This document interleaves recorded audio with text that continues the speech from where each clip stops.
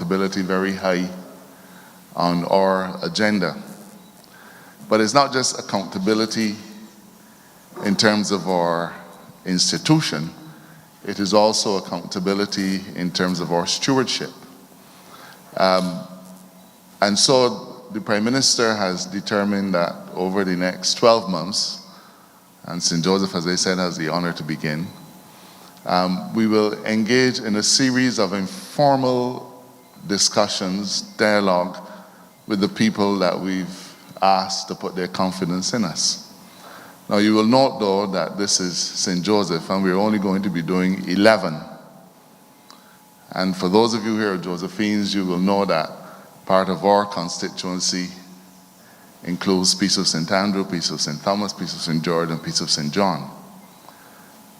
Even though we are focusing on parishes, with the Prime Minister's permission, I want to say that you must feel free to treat those adjoining areas that belong to us as being part of, for this limited purpose, the parish of St. Joseph.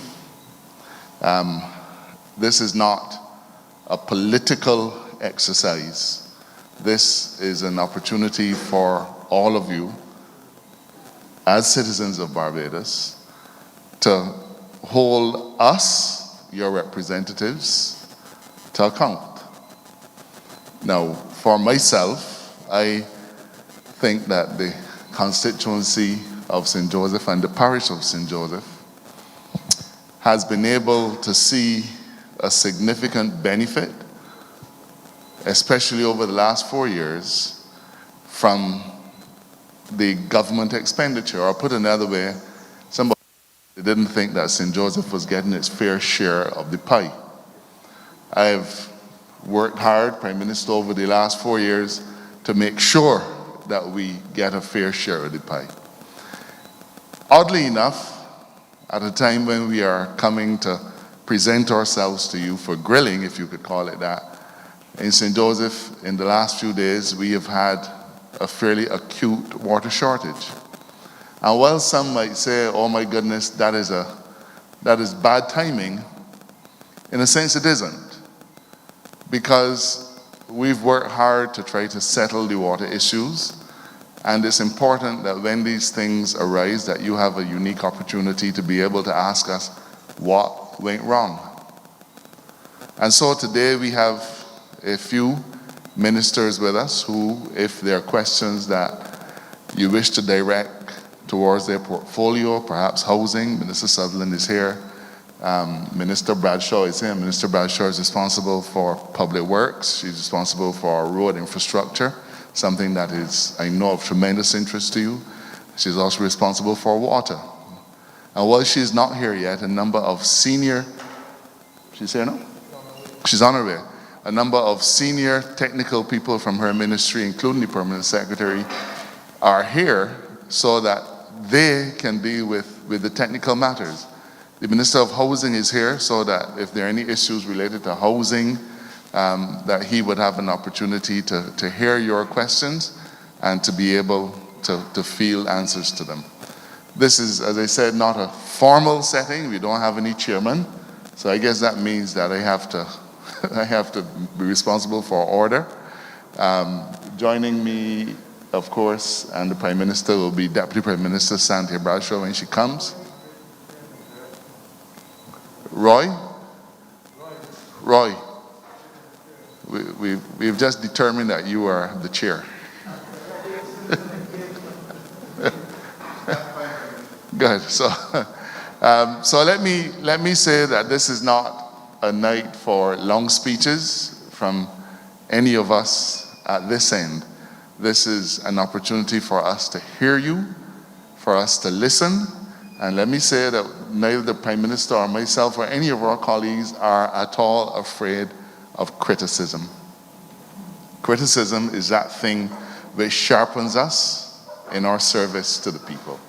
And so if there are any issues, I don't want anybody here to feel that because they know me, they like me, that they should treat me as the MP with any kid's gloves. They're difficult questions to be asked, And we expect it because these are genuinely difficult times. So without any more commentary from me, I'd like to introduce the Prime Minister so that she can say a few opening remarks. If Minister Bradshaw is here by then, I'll offer her that opportunity, but if not, we'll jump right into today's proceedings. Prime Minister?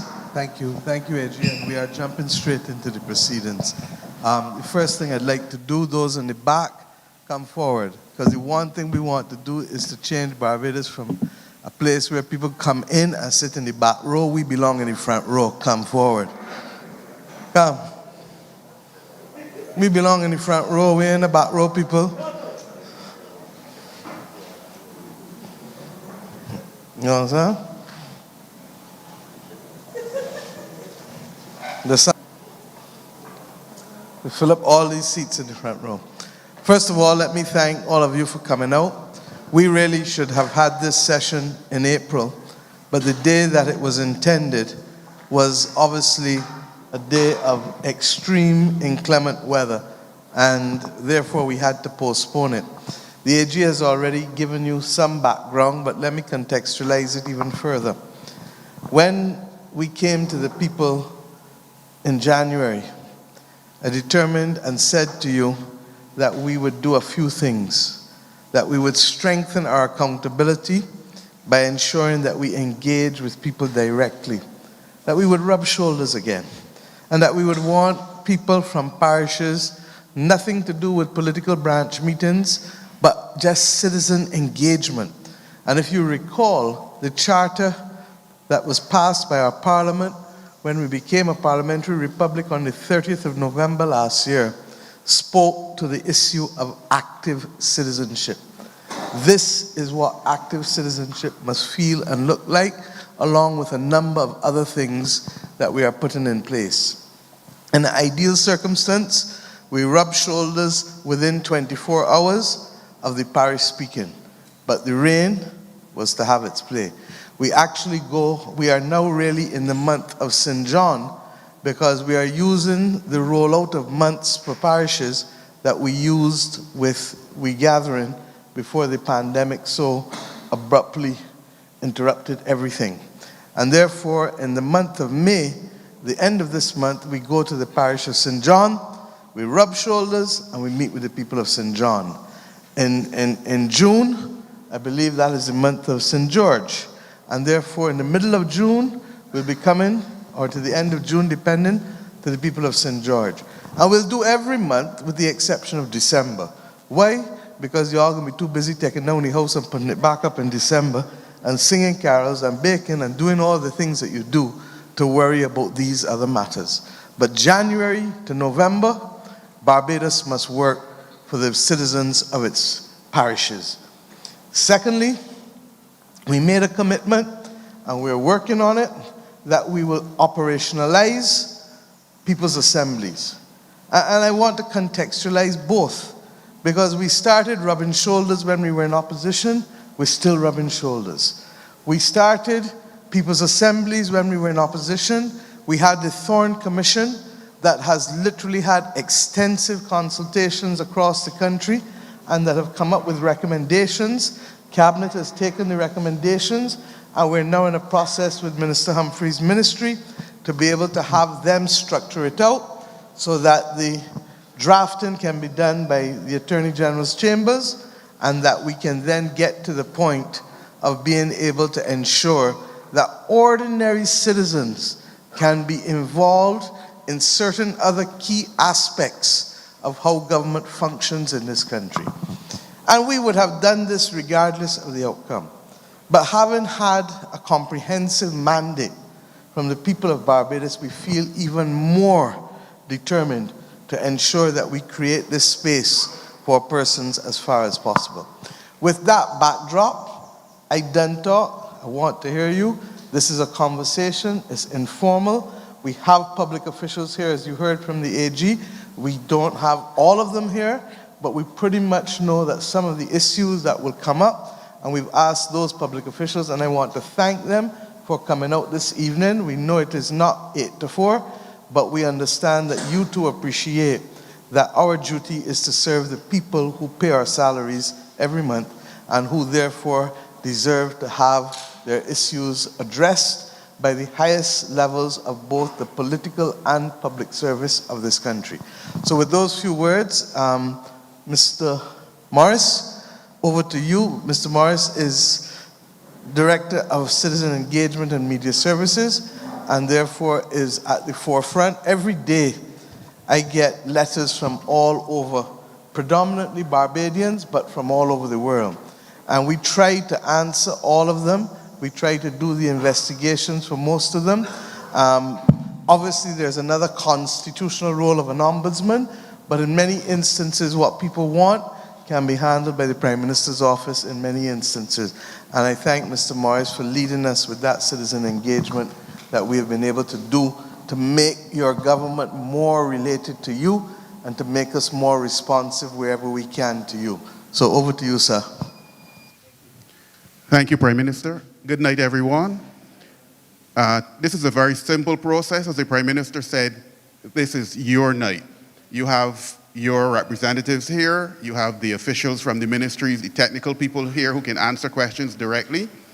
And we want you to make sure you engage them. Do not let the opportunity pass. With that said, let's keep it orderly, but this is the country. This is rural Barbados. All we do is orderly. Right. And we want to be through by 8:30. But remember, this is just the start, so you will have other opportunities. Even though it's per parish, I don't think that Prime Minister will not engage you if you ended up in St. John later this month. Now, yes. Tonight as well, we are also streaming, so even though it is a parish affair, the whole of the country is watching what is happening, so that we're setting the example again tonight. And we will review everything, and then as we go into St. John and the other parishes, then we will make changes, depending on what occurs. So there's a mic in the middle. Feel free to approach the mic and make your points and ask your questions, and just keep it as brief as you can, and we will go from there. So we already have one person on the feet. And then Dolores will can go next. Good evening. My name is Lorna Knight, and I live in Erie Hill, St. Joseph. I was born there 66 years ago. But you said keep it slow, right? When you was coming here, Prime Minister, I think you take Andrews Factory and come up. But coming through the cut rock there, you have some painting on the wall that was tourist attraction from in the 70s. I would like to see all that vine take down and that wall paint back so we could have tourist attraction back there. When you're going on the left-hand side now and you're going in, and you're going into Paris Hill, the road is dropped there. And then you get to St. Anne's now, you're going to make straight up, you're going to make a left turn into Retreat Corner that would take you to Industry. That road is so bad. And then when you're going down, the road there needs cutting off. I had to ask them there last week, and I need that road to be done. When you're coming down that hill now, the road is break down so bad that they have cans put there. Underneath there, it have a tunnel. Underneath there, I am the person who called the nation and let them see what was going on. We need to get up and let our voice be heard. And when you call the Barbados Water Authority, I would like to know who is going to fix the road after the Barbados Water Authority? Because my daughter is a nurse at the hospital. She have to travel there, and it destroying her car. So I heard Mrs. Sutherland said and Tony Moore said they want out their paradise, and they want a paradise in St. Joseph. And when you get up to Lemons now, there's a pavilion there that soon be breaking down. And I want, you got Alzheimer's starting early. Cause right now, sometimes my head don't work too well. So I want to go there between 9 o'clock to 11 o'clock and get some craft doing, and we can have some exhibition, and we can utilize that there. That is all I want. I want to see the road fixed properly, grass cut, and widen the road. That is what I want, Prime Minister. Thank you. Thank you very much, ma'am. What's your name again? Ms. Knight. Good to hear you, and I thank you for opening the ballin in this historic occasion. Down the wicket. Mr. Tudor, who is Deputy Chief Technical Officer, as well as Mr. Patrick, who I believe is one of the gentlemen supervisors in charge of out here. I think you've heard the names of the roads, Mr. Patrick. Mr. Tudor, you have all of them? Okay. And let me say that we're going to, over the course of these things, get everybody telling us about every road. But we will make a genuine assessment according to need, because as our parents taught us, we must first satisfy needs before wants. So wants, this is among the worst that we will do. We will start, and what we've been trying to do, and which is good, we now have a major program of rehabilitation of roads in the Scotland district about to start, and that program will last for the next 3 to 4 years. It's $230 million, and a lot of the roads, in fact, the first 2 roads are in St. Joseph, aren't they? Which one? Vaughan's Road, number 2, and the other one is St. Andrew taking the other one to start, Shorey Village. And we're literally going through, because the truth is, when you look at the roads in the Scotland district, when you look at the erosion, when you look at the movement of the land, there has been a considerable need, and we've not had any major road works in this part of the world, Mr. Tudor, for how long? Give me how much? How much? That, for a very long time, the same long, very, very long. So that's why I tell you, you will soon find out I have renamed myself and my government Electrolux, because all we're doing is cleaning up, cleaning up, cleaning up. But I would like to build and grow too. So help us clean up, and we'll move to the next stage. With respect to the mural, I'll let the AG speak to it, because it's a constituency issue, and I'll let him consult with you, because ultimately it depends on what the people of the parish want, and when it comes to those types of things. AG? Thank you, Prime Minister, and let me say that Ms. Knight is my whip. She's on the calling program there every day, talking about Airy Hill, and I'm happy to have the opportunity to deal with this. This constituency, this parish, has had a tremendous amount of challenges with our infrastructure going back now maybe 2 generations. That particular road mentioned by Ms. Knight, the condition of the road itself requires it to be resurfaced, but unfortunately part of the area has broken away and is unsafe. The program that we had agreed to was that we would finish the gabion work in Coconut Grove and in Fruitful Hill first. Now, let me say this. I think, unfortunately, we want everything done at the same time. And that's a human thing. But there are still some logistical challenges that we have been faced with. At the time when Airy Hill broke away, we had already begun the work at Fruitful Hill, and the Prime Minister has seen that, and in fact gave directions that we try to bring on more people to get that gabion work done.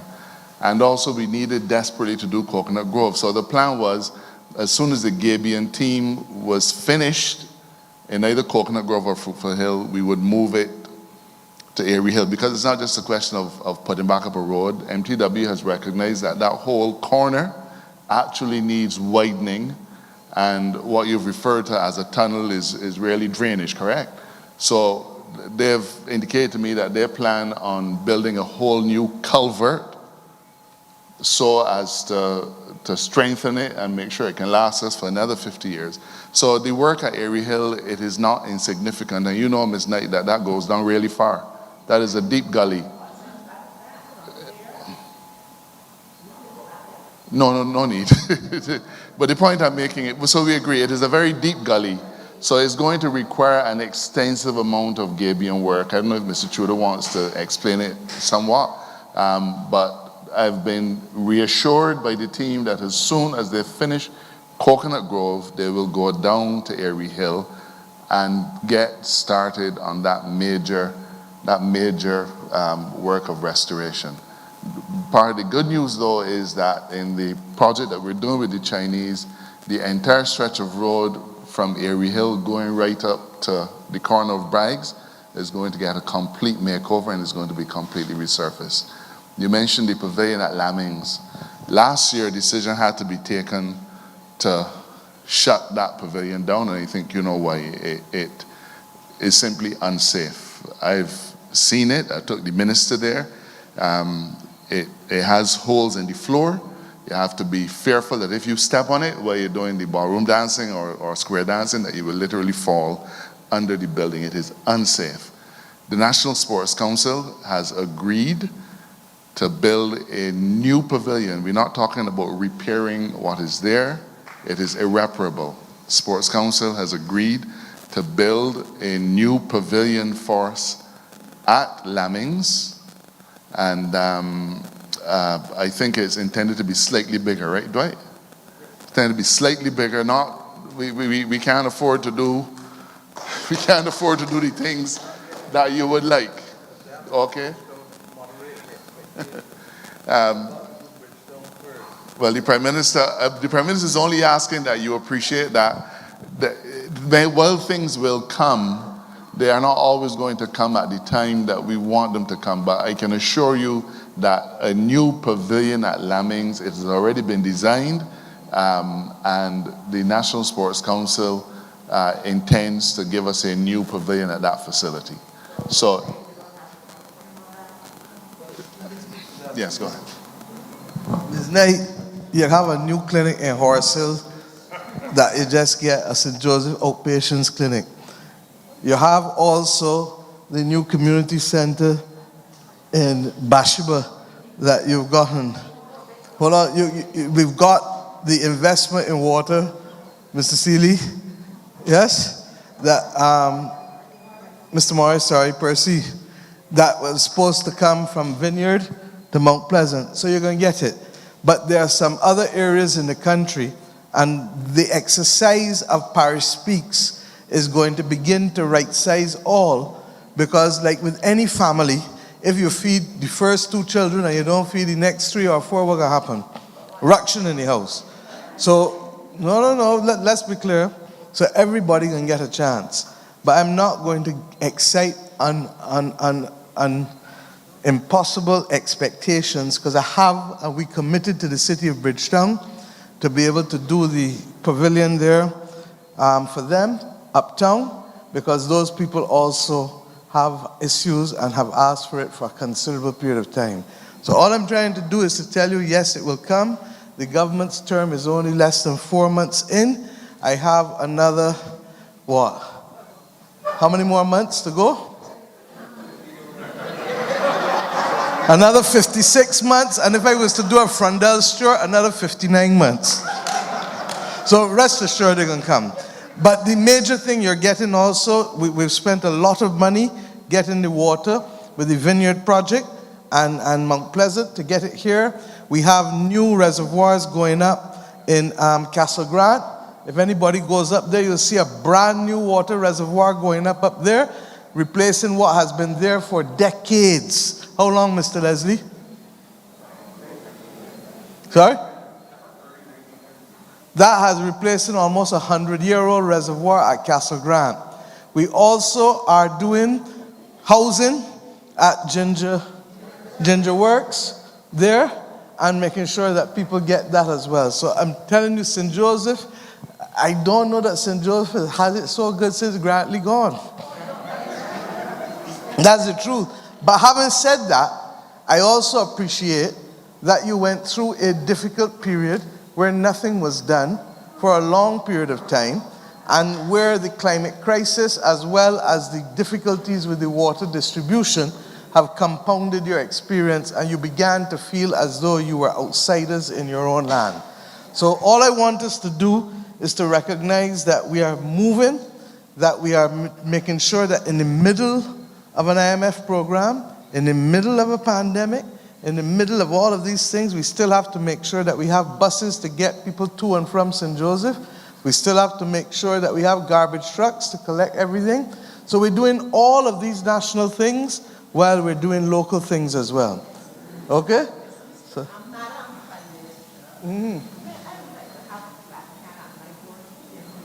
But I don't know why you don't. So let me tell you, this lady who I have here is going to come right next to you and make sure that you, because I learned, for example, that the people in Venture number 3 haven't got the black can, where others in Venture get them. So anybody who has, everybody who has not gotten a garbage can yet, just hold tight. The entire country is going to get. Okay? Thank you. And welcome the Deputy Prime Minister, who I told you was delayed in traffic. Thank you. Just one last thing that I didn't get to mention. The question of the paintings at Paris Hill. And, people have been saying, Mr. Marshall, why we don't paint them up and so on. No, let me just make this clear. All over the world, murals have taken on the form of art.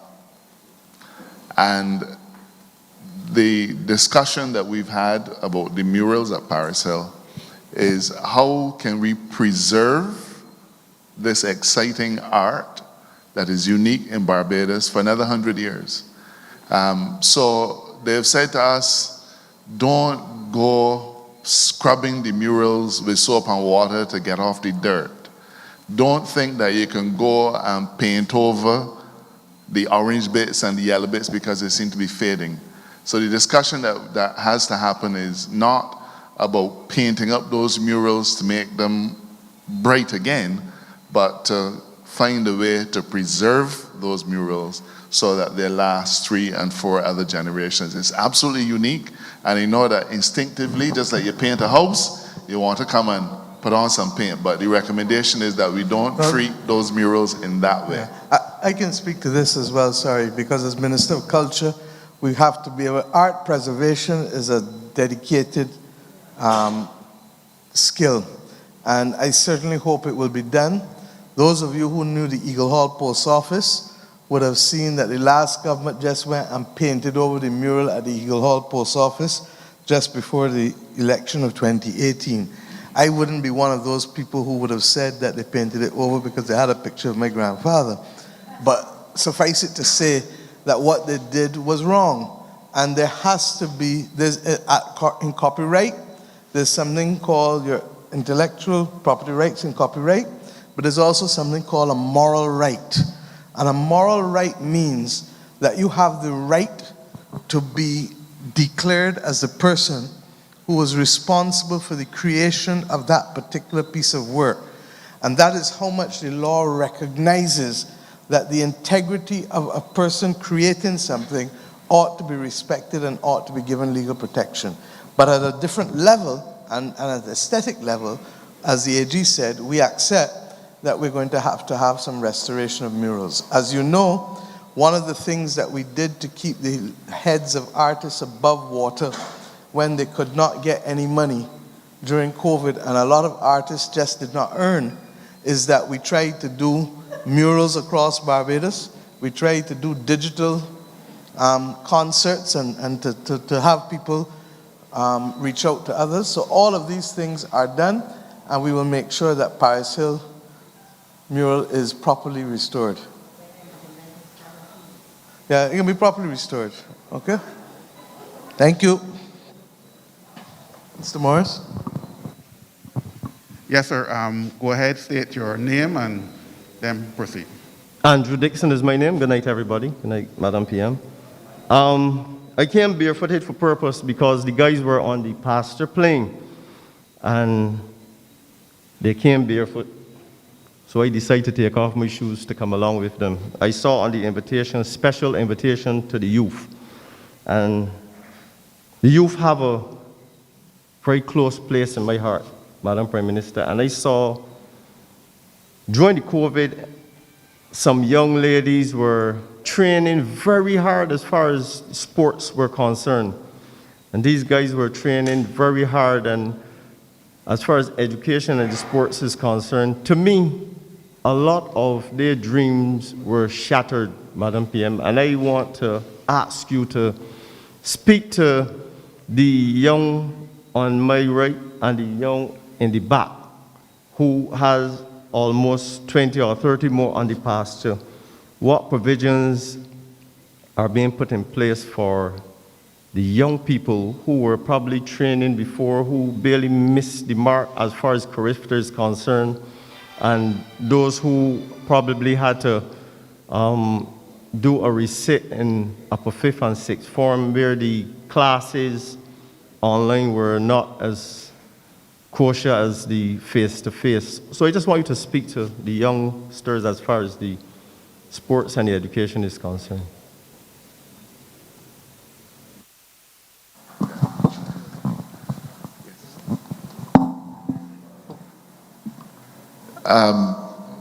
I don't know if Minister Griffith is here. Okay, he's on his way.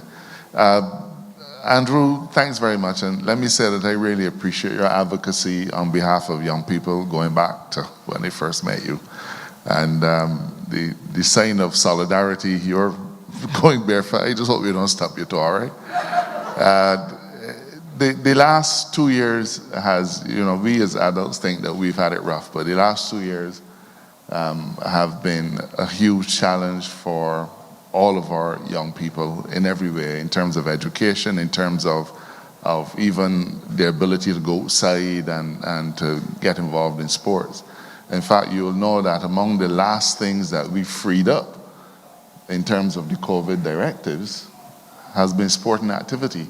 So as an administration, we keenly feel the challenges that our young people feel.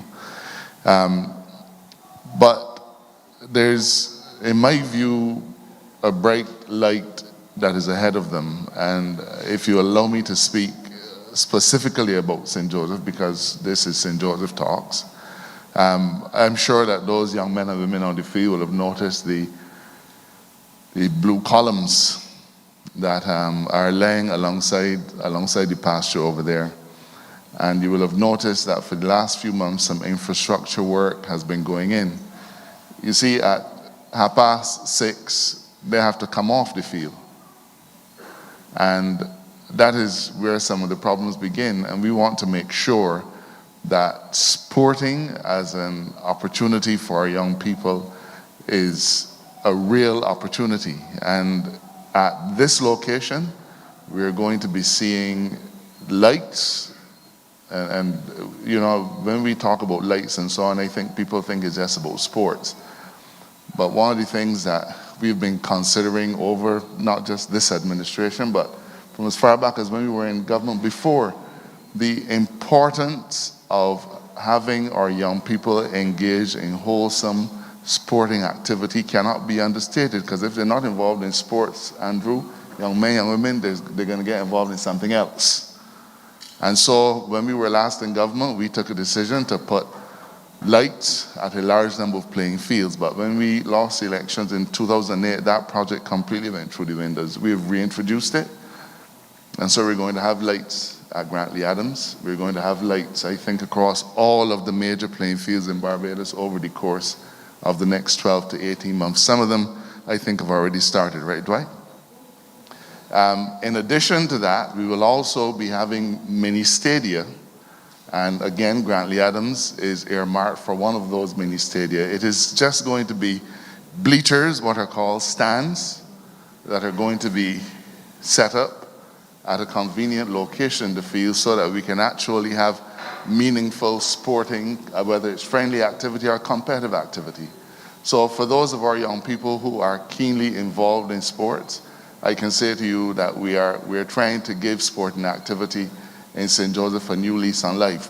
But, Andrew, and you and I always talk plain, I don't want the Prime Minister to know that St. Joseph has hard courts at St. Elizabeth and on Horse Hill and at Grantley Adams School and at Lamings, because she will say, well, how come one constituency got so many hard courts? The truth is that if you go down Horse Hill now, you and I both know that the hard court that is opposite the parish church is no more used as a place where people park after funerals. The one in St. Elizabeth Village, that has hard courts and lights, and it is not regularly used. Lamings, hard courts and lights, again, not regularly used. So in terms of sporting activity, and Prime Minister, you and I haven't spoken about it, but it's not just a question of building new facilities, because the government has made a significant investment in facilities in other parts of this constituency, and so we have to get a large number of our young people interested in and involved in sports again. We're going to continue to build out, but we can build it, but that doesn't mean that they're going to come. So part of it is going to go further than just building these new facilities. We have to find ways and means of getting our young men and women back into netball again, back into basketball and so on. We have the facilities there, so there's no excuse. I'm hearing now I know that we're putting greater emphasis on road tennis.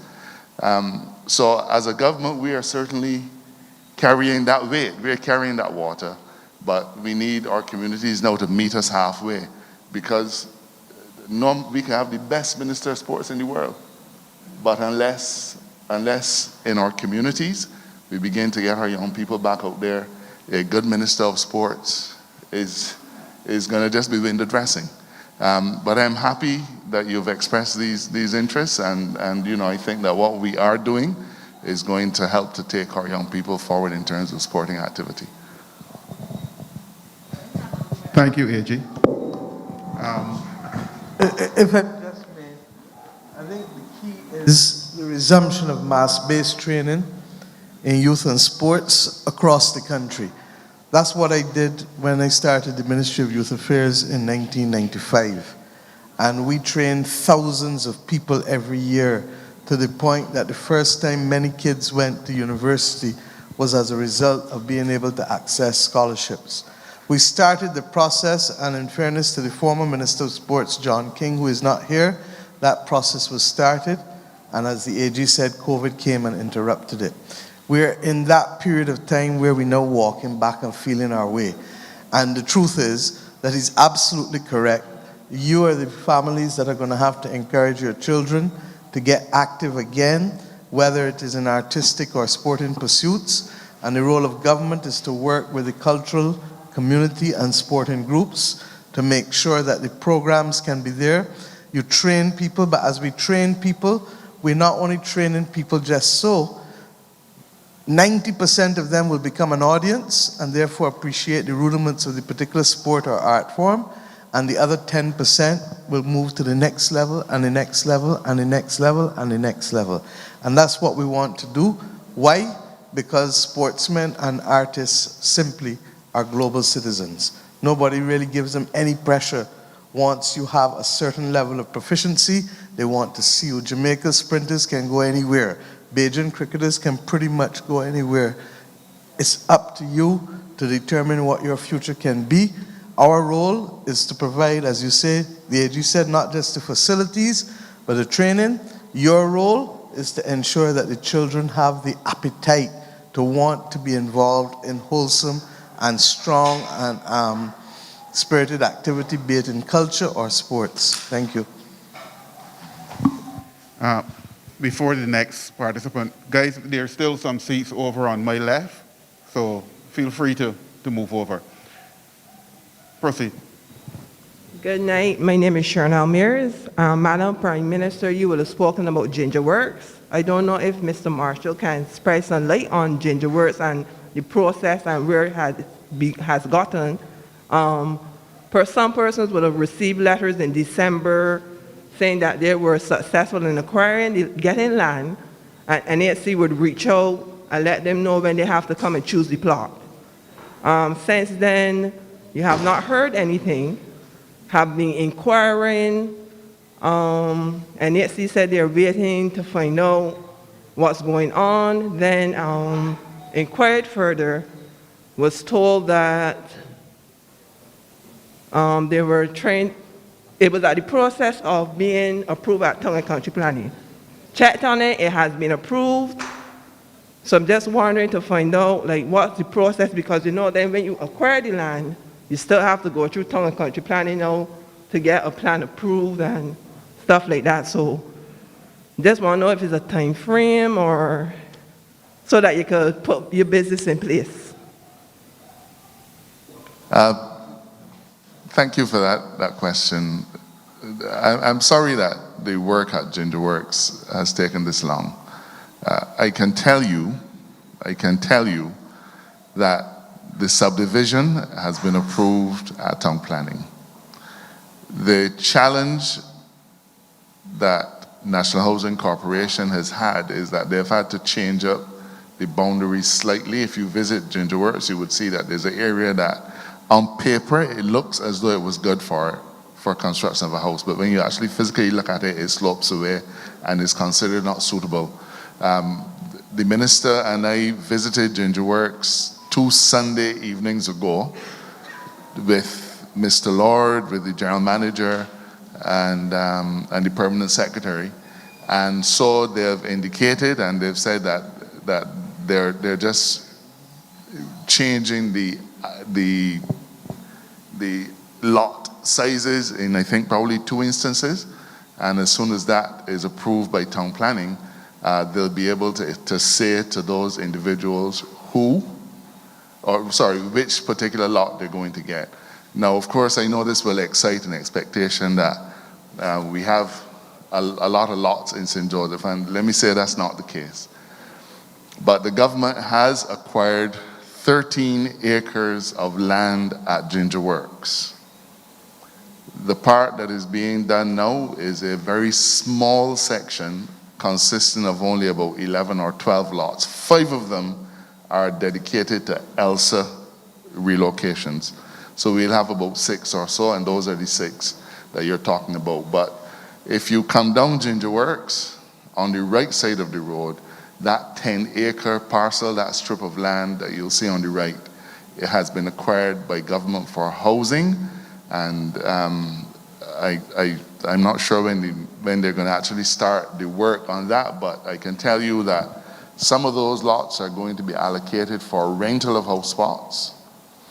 Another set of those lots will be allocated for purchases, and then working with the Chinese project, I think the plan is to build a number of quads and duplexes on part of it. So you will actually see that 10-acre parcel, and of course the Prime Minister wants us to reserve a few, well, some of it for agricultural purposes.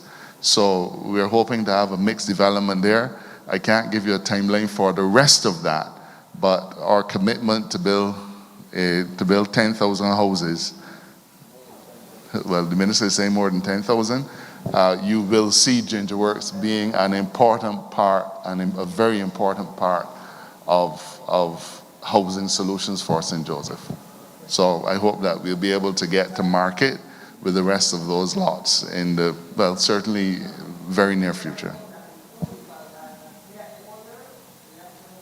Well, believe me, you're not going to get that old. This is something, as your MP, I'm telling you, I'm really pushing to get the larger area subdivided so that we can actually start building houses. And the minister can tell you, and the Prime Minister, that I've made it quite clear that while we would like to see nicely paved roads and so on and that will happen, my preference is that as soon as we can get some roads cut, I would like to see people starting to build. The roads will come.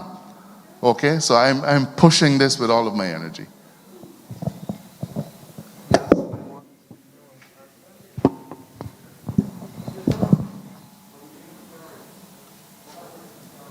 All right, thank you. Good evening, St. Joseph.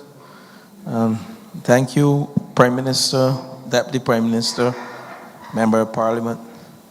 Today we had a pretty interesting debate with respect to acquisition of land.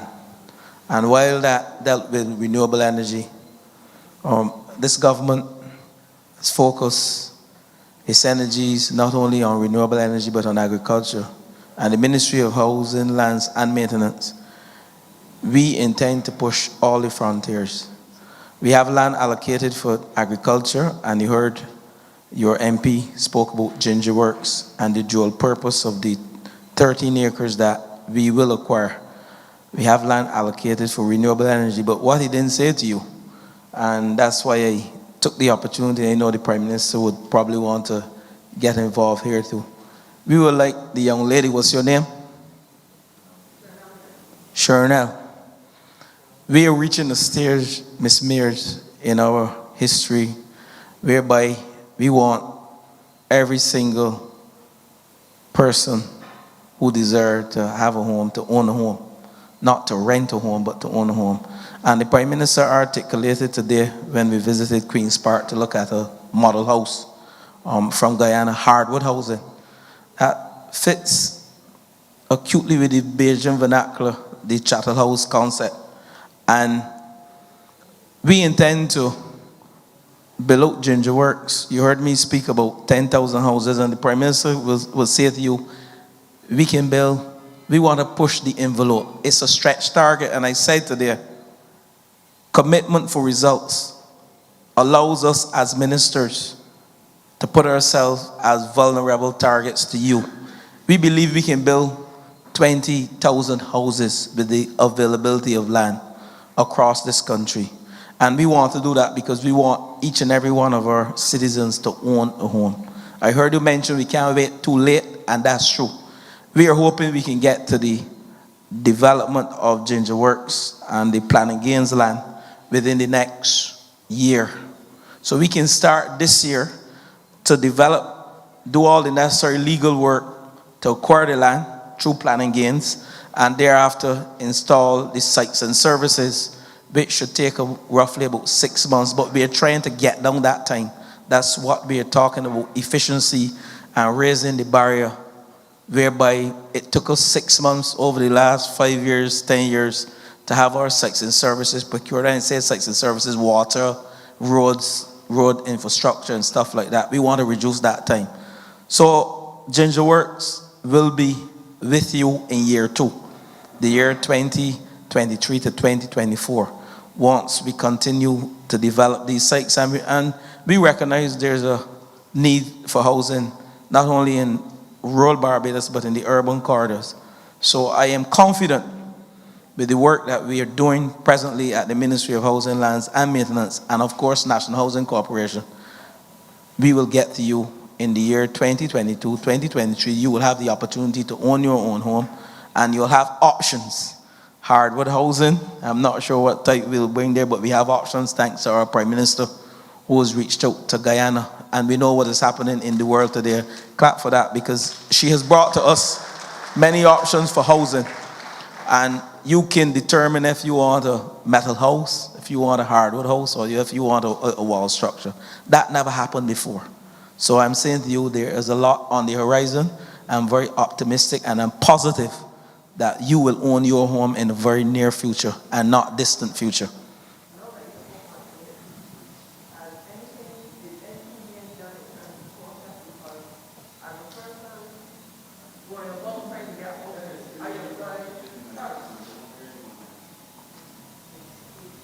As you spoke about NHC, as a younger person in 2017 trying to get housing for me and my 2 children, I applied in 2017, never heard back anything. Mr. Coppin at NHC can tell you I made him miserable, but it's like you try your best.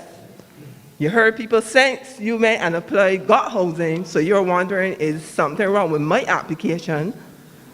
And then now, as you will know, housing in Barbados is not always affordable.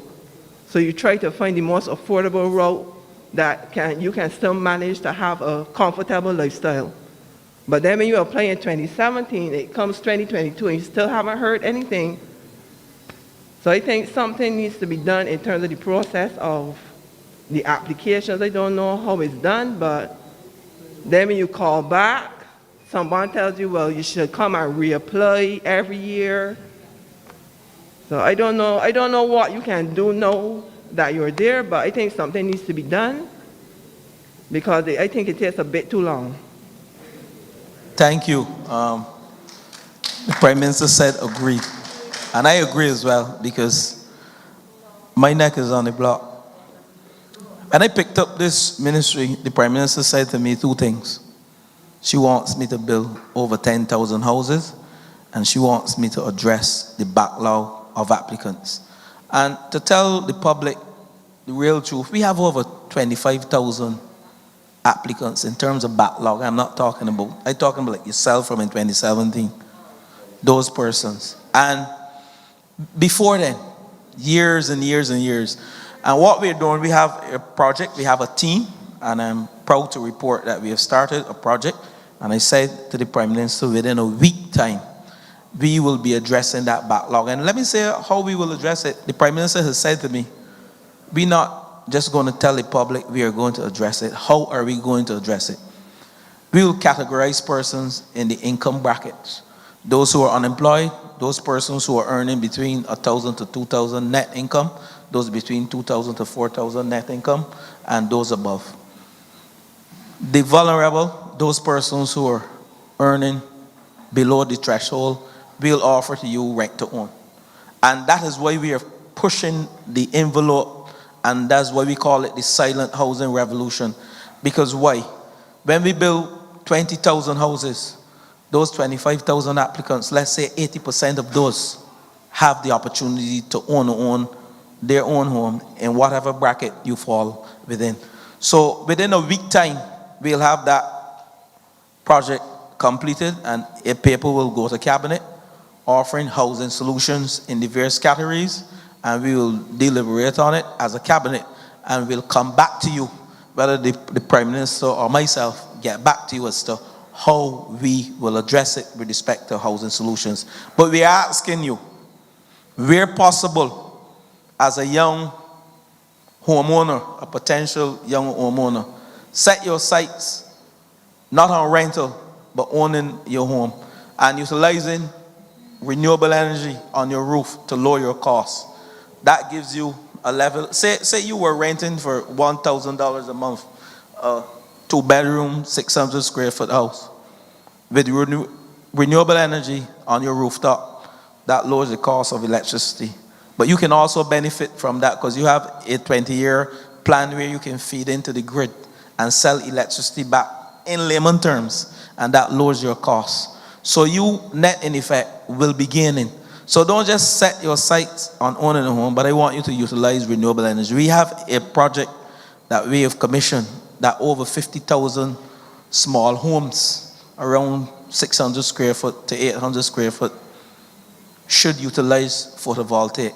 And that is empowering our citizens, giving them a stake in our development. So I just want to share that with you and let you know there is a solution in the short term. Within a week or two, we should have that project completed where the backlog has been identified and categorized, and we will put you into the income bracket and get back to you to give you the options, either hardwood, a metal house, a house being built by NHC, or even a house being built by the private sector. Because we're in this not just as government, but we have partners, joint venture partners, and also the private sector housing projects have been counted into our 10,000 plus or 20,000 houses over the next 5 years. I hope I've answered you. See if I can also add to that, because part and parcel of the issue is going to be accessibility for those who are not doing rent to own. The real reason why Dwight and them are coming to you with the backlog to clean up the applications and the backlog is that NHC almost has a form of cardiac arrest with respect to the applications and the backlog. No, I'm serious.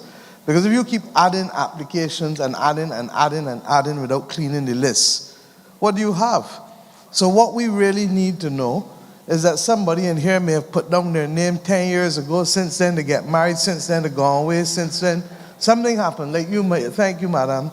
So that what he's really saying is that they're really starting to get and to come out. They will approach you, and you will have options. Of course, you'll have to say what you think you can afford or not afford, and then you'll have options as to what price range you want to be able, if you're buying, to look at a house at, and if you're renting to own, a different story. But the point is that government is looking at multiple solutions, because we can't only have a single approach to satisfying what in fact is over 20,000 people who want houses in this country. Now the last point I want to make is if you have a stable job, you work in the public service, you're a nurse, you're a teacher, you're a police officer, one of the things that motivated us is that you're being asked to pay for land at $20 and $25 a square foot. There is no way anybody earning $2,700 a month as a police constable can pay any mortgage with land starting at $20, $25 a square foot. So we've come into the market, we're reducing the cost of land, we're capping the cost of services going in for the land, we're looking at using the renewable energy as a way of not only de-risking you, but in some instances, depending on the model, in the case of Hope at Lancaster, effectively the people who will go there are not paying for the land and get the benefit of an $80,000 deduction because of assigning the roof to the development company. In other options, you will keep probably the roof, but you'll pay the addition, and when you finish paying back, you'll have that additional money probably coming into your pocket. So there are different options. I get frightened when Dwight talks about a metal house, because the house don't look like metal. All it is like gauge steel with the cladding. So that there is the hardwood option, there's the light gauge steel with the cladding option, there's the traditional concrete measure, there are the quads, there are the duplexes, there's even going to be a hex, which is a 3-story one. So there will be enough options. Our difficulty is, and Dale hit the nail on the head when he said that if you have only a sequential approach to construction, then it'll take long. But if you have a parallel approach where once you put in the basic roads and services and you can start doing the foundations and other things, then you have some overlap between the construction of the properties as well as the completion of the services. Because we know that at the end of the day, for those who are buying, you have to give a certificate of compliance to the person if the bank is going to release the final money to have the bank's security protected. So we are confident that this is one of the key ways we're going to fuel growth in the economy. It's going to create more jobs. That's why we've started Construction Gateway, because we need to train more young people with skills. We don't have enough skills on island to do all that has to be done. We've said that we're going to use the patrimony of the country, the wind, the rain, the sea, the sun, in whatever ways, in order to give every Bajan homeowner a piece of the action with respect to renewable energy, because we know that persons, for example, who can't prove their income consistently for a bank or a credit union, when you can show what you can prove combined with what the roof can earn, may well become a viable option for you to get a mortgage and to be able. My advice to you, rent is dead money. I learned it early. From the time it come out your pocket, it dead. You pay that same dollars and you put it in a mortgage, you'll go back in 5-7 years. Your child needs something, you can borrow back against the house. Your mother's sick, you can borrow back against the house. You want a piece of equipment, you can borrow back against the house. And when we talk about financial literacy, it is because I don't want it for us alone, I want it for everybody. So we need to be able to train everybody to show why the same money spent as rent is dead, the same money spent as mortgage gives you an asset that you can pass on to your children or that you can sell or you can borrow against. Understood? Thank you. Thank you very much, Prime Minister. Before the next contribution, I just want to remind everyone that this is called St. Joseph Speaks. And we want to give as many people the opportunity to have their say. So when I ask ministers or other technical officials who respond to use the word economy, Don't use more words than are absolutely necessary so we can get through more people. Thank you. Proceed. Thank you, Chairman. Good night, Prime Minister, AG, and Minister of Public Works. My name is DeCourcy Holder. I don't have to introduce myself because they'll know me well. I was the chairman for the last 3 or 4 elections. But what I want to find out, I think I heard that Mr. Patrick from MTW is here. And I want to find out what is going to happen to Bryce that's leading from the newly constructed reservoir down to Vilnius Place. When will that be repaired? Because the honest truth is, when you are driving in Bryce, you know, you're like in the Wild Wild West. You duck one hole and hit 6. And the honest truth is, I don't think that that road needs any patching. It needs scraping and repaving. Also, over there by Easy Hall is very bad. I was in Easy Hall over by Mark Maloney's place, just there for rally. And that road is terrible. The next thing is Lane Bridge. They came to Lane Bridge at election time and patch one part of Lane Bridge and leave the other part. When will you get back to Lane Bridge?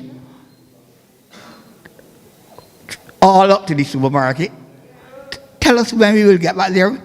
And another thing, we're having some serious problems with transportation.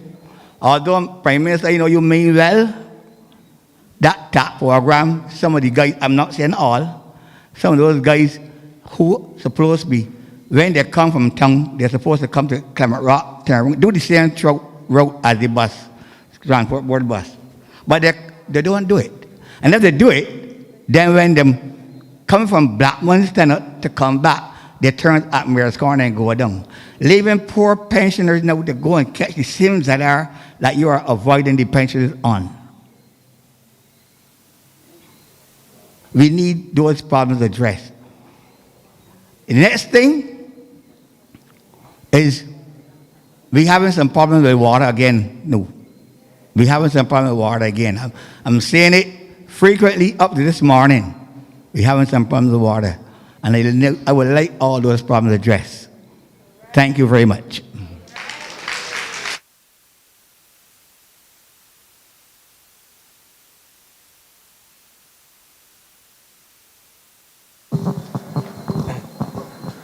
Good evening, sir. Good evening to everyone here, Prime Minister, Attorney General, colleagues.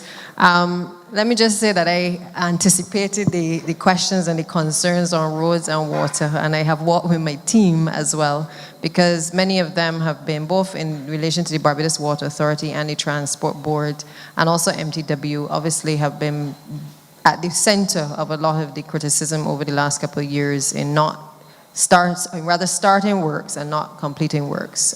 In some cases, it has been a disruption of water in this community as well. And I can tell you that the AG, even up to today, has been whispering in my ears constantly, sending me emails and text messages from the people of this constituency in relation to, in particular, the water issues. So I'm going to just ask the technical team, perhaps Mr. Tudor, if you want to just address the issue of the roads first that the gentleman has raised. As you know, we're getting ready to do a number of roads in the Scotland district, generally, which of course encompasses St. Joseph. These things don't happen overnight, and I want to really appeal to the public to appreciate that we have spent a lot of time negotiating for loans and for financing to be able to do a very ambitious program in relation to road improvements across this country. That takes time in terms of making sure that those negotiations take place. But the Scotland district, and in particular the constituency of St. Joseph, has been high priority in terms of making sure that we can acquire those funds to be able to start those programs. And I think starting now at the end of June, that is the anticipation for when we will start some of the road works. Let me just say here that there will be disruption, because you can't get improvements if you don't have disruption. what we will try to do from our end is to try to mitigate the disruption that is going to come as a result of us being able to do these roads. But I'm saying to the public that we are doing our best on our end to not only get the financing to fix these long-standing problems, but equally we're going to have to work together in terms of the issues of dust and the congestion and the roads that you wanted to take but you can't now take. We're going to have to walk through those issues with you. But the commitment is there certainly from the Prime Minister, the MP and myself to make sure that we are able to address those concerns that you've had. I'll ask Mr. Tudor perhaps just to come forward, or you have the mic. Go ahead. Just go ahead. Yes, good evening or good night, everyone. Good night, everyone. As the Prime Minister highlighted earlier, there is a $230 million program to rehabilitate the roads in the Scotland District. I must say that in my almost 40 years being in ministry, this is the first time we've ever had such a comprehensive program being undertaken. Now, thank you. In terms of how we came up with these roads, we got inputs from the representative, in this case, Minister Marshall. We also had inputs from the officers in the district, like Mr. Adamson, who was recently retired, and Mr. Patrick, as well as we also got files from concerned citizens about their road being needed repairs. So I am pleased to let you know that the roads that you have mentioned just now are all on the program to be repaired. Right? Now, I can't tell you that they'll be repaired next week, but they are in the program to be done between, let's say, June and within the next 2 to 3 years. But we will continue to patch. I know it's too long, but don't forget, we have a total of 78 roads so far listed to be done, both in St. Joseph, St. Andrew, St. Thomas, right? So there is an extensive program to be done, and we can't do all in one parish at the same time. But your roads will be repaired during the process. Sorry.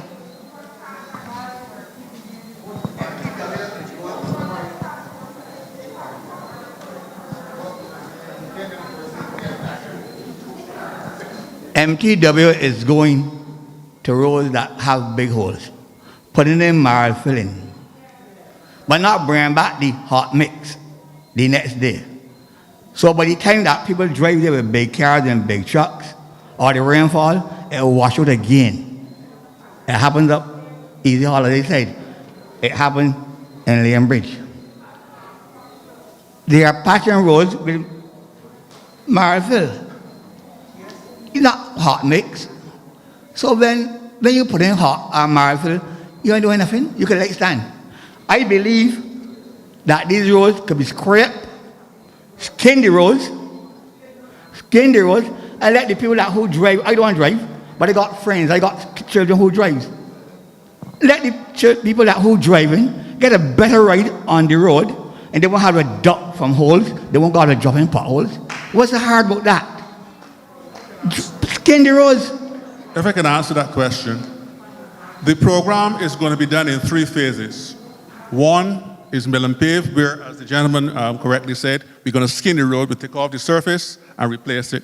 2, we're going to construct the roads which were built so badly or have deteriorated to the extent that they need to be fully reconstructed.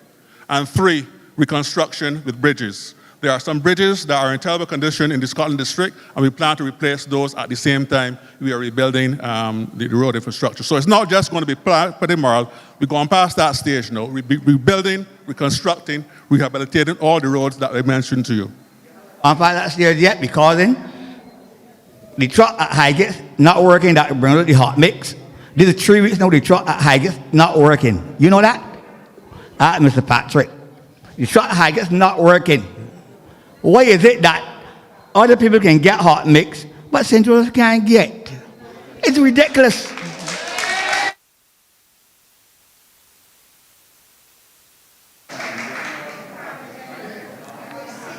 We have some... I ain't stopping though. We have the worst roads in Barbados right now. And we want them fixed. I cannot. And Burr? So I would like to add, as also a member of the DEO, St. Joseph has a lot of bridges, a lot of bridges. And if you and your officers would drive around, Ms. Knight spoke about the bridge at Erie Hill. We have 2 bridges, one in Coffee Gully, one in Barchbury. We have the Melvins Hill Bridge. All of these bridges are major networks, and all of them are compromised. Now, we have a hurricane season coming up, Madam Prime Minister, and if these bridges are left till 3 years, how are the people in St. Joseph will be able to traverse this country? All of these bridges are major networks.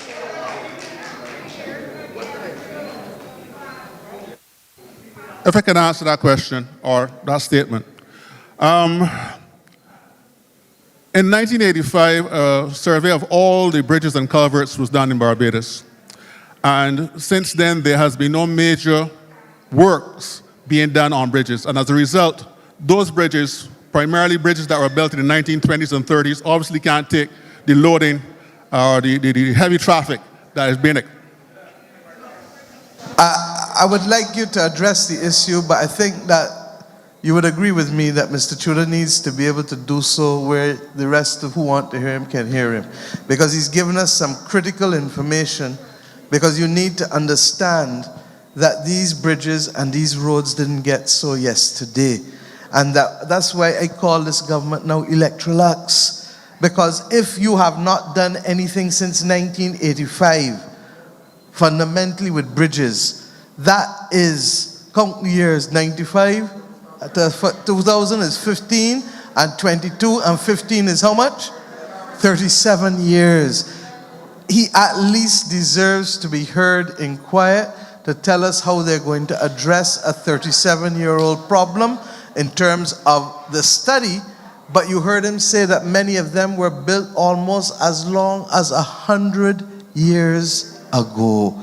Let's give him the chance. Thank you. Thank you, Prime Minister. As I said before, most of these bridges were built around the 20s and 30s from the analysis that we have done. A report was done in 1985, which more or less highlighted the problematic bridges, and unfortunately, no substantial work has been done on these bridges since that report was done.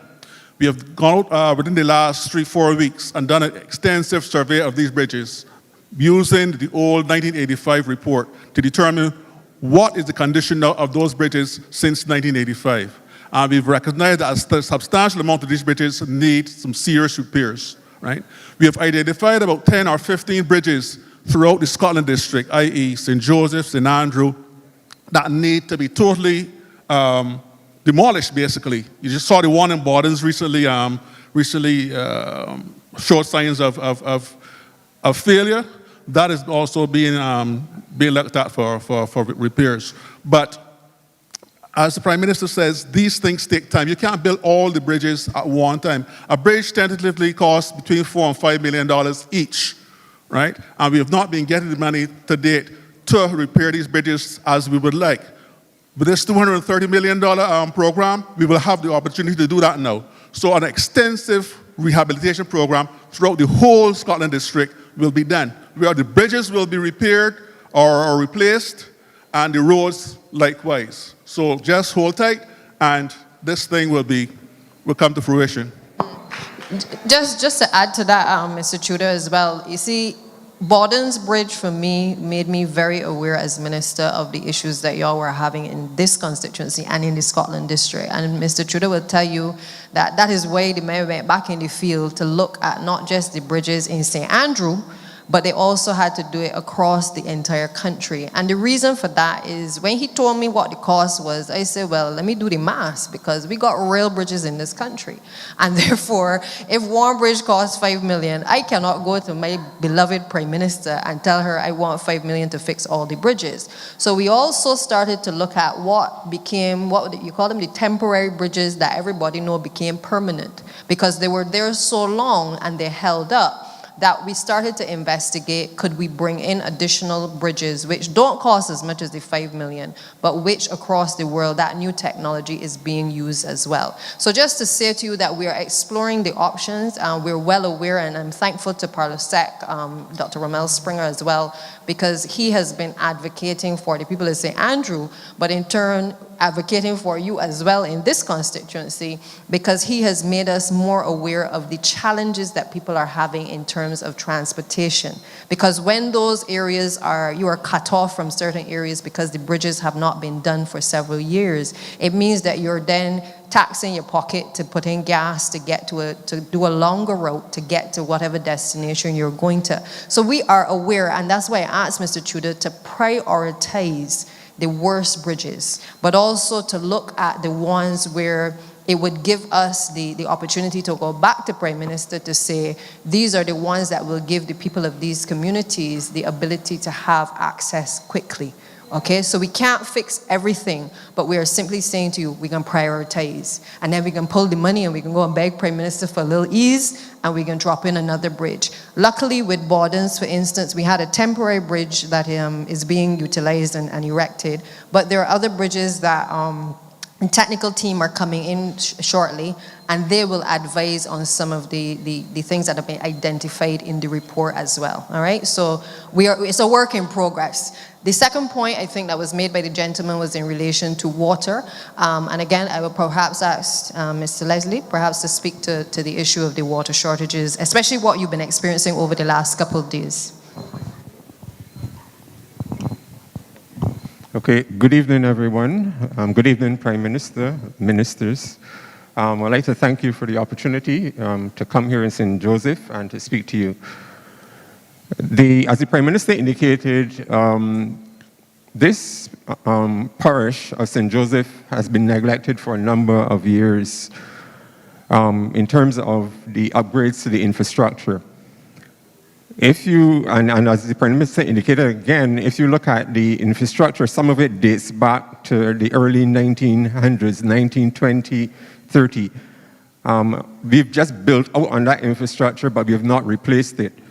What we've been doing is we've been getting the investment now, and it started with the Vineyard project, where we could bring more water into the system.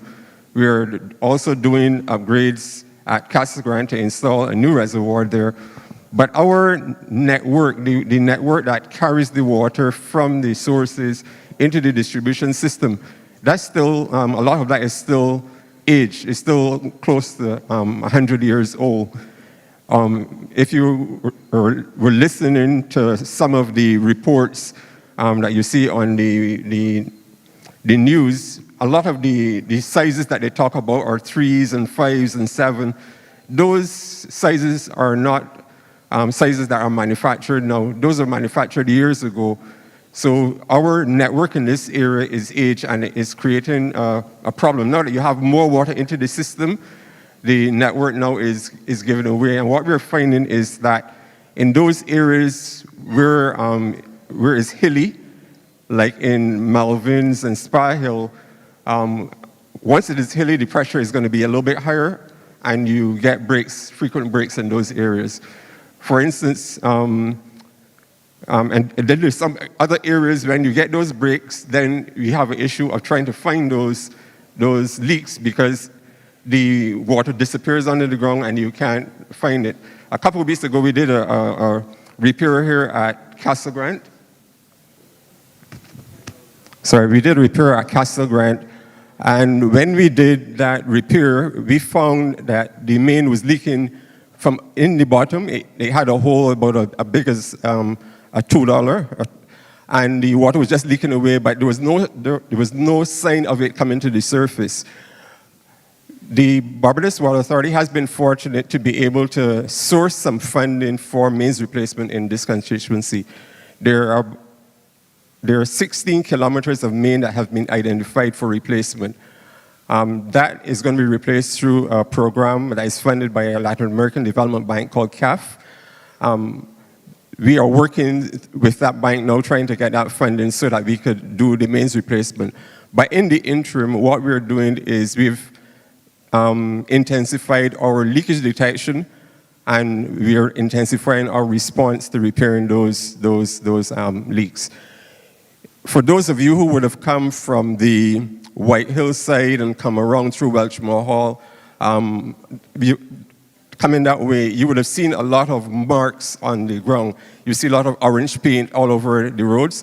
That orange paint is used by our leakage detection teams when they are identifying the locations that they've gone through already. And as they go through those locations, they're identifying leaks that are visible and leaks that are not visible. They're reporting them to our department and we're repairing them. So we're doing a twofold process. We're doing leakage detection, repair, and we're also going to be doing a mains replacement program where we're going to be replacing a number of those defective mains along with the Ministry of Public Works when they come through to do the roads in the parish. I don't know if Mr. Halliday wants to add anything else. Sorry, let me just be a devil's advocate on behalf of my constituents. For much of the last 5 days, a lot of St. Joseph has been without water. Now, certainly, I was pleased with the tremendous improvement when the Vineyard to Golden Ridge project was completed, because, most of St. Joseph was getting water on a daily basis, so much so that Water Authority was not even filling the water tanks. But to have had such a widespread outage of water in the last 5 days, throughout the weekend into today, tankers, I'm being told that tankers have not been visible, and therefore there's a tremendous. If we go a little later, I'm sure you'll begin to hear anger in the voices of some of the people in here. This is not what was expected after we said that we had solved the water problem. So you've talked about leaking, but I'm assuming that some of those leaks have been there for years. So I'd like if you could answer the question whether the shortage of water or the absence of water in the last 5 days specifically was due to the leaks, or if it was due to, I was made to understand that there was a shortage of water in the Golden Ridge Reservoir. So I'm just hoping that you can give a little bit more clarity to the questions. Okay, what you've indicated is that there is correct. In the Golden Ridge Reservoir, we had some issues there as well, but it is all related to leakage in our distribution system. Water from all of our sources, Bowmanston, Applewitz, the new Vineyard project goes into the Golden Ridge Reservoir. That Golden Ridge Reservoir, some of that water is pumped onto Castle Grant and some of it is retained in the Golden Ridge system. Over the last month or month and a half, we've been picking up a number of leaks in the Castle Grant system. In the Castle Grant system, we've had issues like in the Auburn area. The main there in that Auburn area has burst about 6 times in that Auburn area. In the Golden Ridge side of it, we had a number of leaks in the Greens area. Once we have leaks in the lower areas, what happens is that the water does not stay in the particular reservoir, either Castle Grant or Golden Ridge. So then we have issues with having that water available to pump on. What we've been doing is increasing the water from additional sources into like the Apesel side and the Applewitz side. But even though you're doing that, once you have the leaks in the system, it depletes. When we did our investigations, the area that is has the persistent issues will be like the Melvins area, the Bissett's housing area, those areas on that side of the parish. But the vast majority of it is the leaks in the distribution system. And we are addressing those. We had crews intensifying their leakage detection in the Greens area, as well as the Castle Grant area. And then once they've identified those locations, we are addressing them. Let us be very clear, and you need to be fuller and more, frank with the public. Mr. Halliday, you told me last night that you all had problems with equipment that you have not cleared out for the last 5-6 weeks. Is that true? That is true, Prime Minister. Therefore, we need to tell the public that.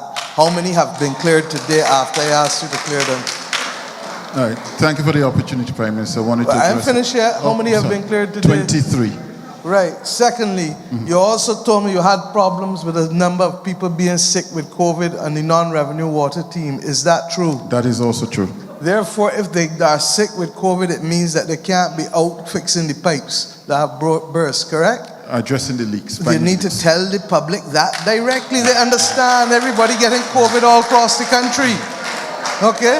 And thirdly, you also told me that you have a difficulty with respect genuinely with over 1,200 leaks in 1 month. Yes, Prime Minister. You understand what 1,200 leaks in 1 month is?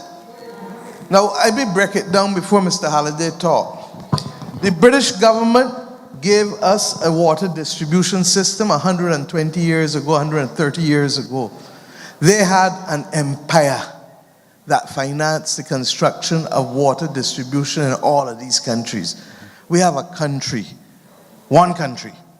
Mr. Halliday, we also have the effects of the climate crisis that's affecting how much water you can pull from the aquifers. Is that true or not? That is also true. So that all of this fancy talk about climate crisis that you hear me talking about, it comes down to the fact that the water that we used to be able to pull from below is no longer there in the same way as it was before. Secondly, how much percentage of the water mains that break in all the time? You all saw when I went in the bell the other day and I picked up the piece of rusty old iron, and you saw that we had a big pump, a big heavy pump that both from me to Charles Griffith there, and back down to there, sitting on a platform. Not true, Mr. Leslie? They've been waiting for how long for the stainless steel platform to put in there? Over here. 18 months to be precise. You order it from China and it ain't get here yet. What was the decision made? That we can't wait no more, because if that pump fall in and fall down, it mash up. And instead of water being out in the bell for 3-4 days to replace the cast iron and the girds, you would now have to wait 6 to 8 months minimum. And I go further. Yesterday, the Deputy Prime Minister, Minister Simmons, and others met with me and the Barbados Light and Power. And this is why these sessions now are so important, because we need to talk with people. When you playing cricket, Mr. Dixon, you say you come in from the playing field. When you playing cricket, you can play the same shots for spin that you play for pace. You can't. So the world is at war. The world is at war with COVID. The world is at war with climate. We had last year ashfall, freak storm, and Elsa. All in 1 year that you didn't have in 65. Okay? The world is at war with war. So what is happening? Everybody watch what's going on in China? China says zero COVID. So what happened? They shut down Shanghai. Shanghai got millions of people. Tens of millions. Not a man can move. Not a ship can move. So that is why the Water Authority, before even the shutdown, the pandemic had the supply chain mess up. So you can't get things. We met with Light and Power yesterday.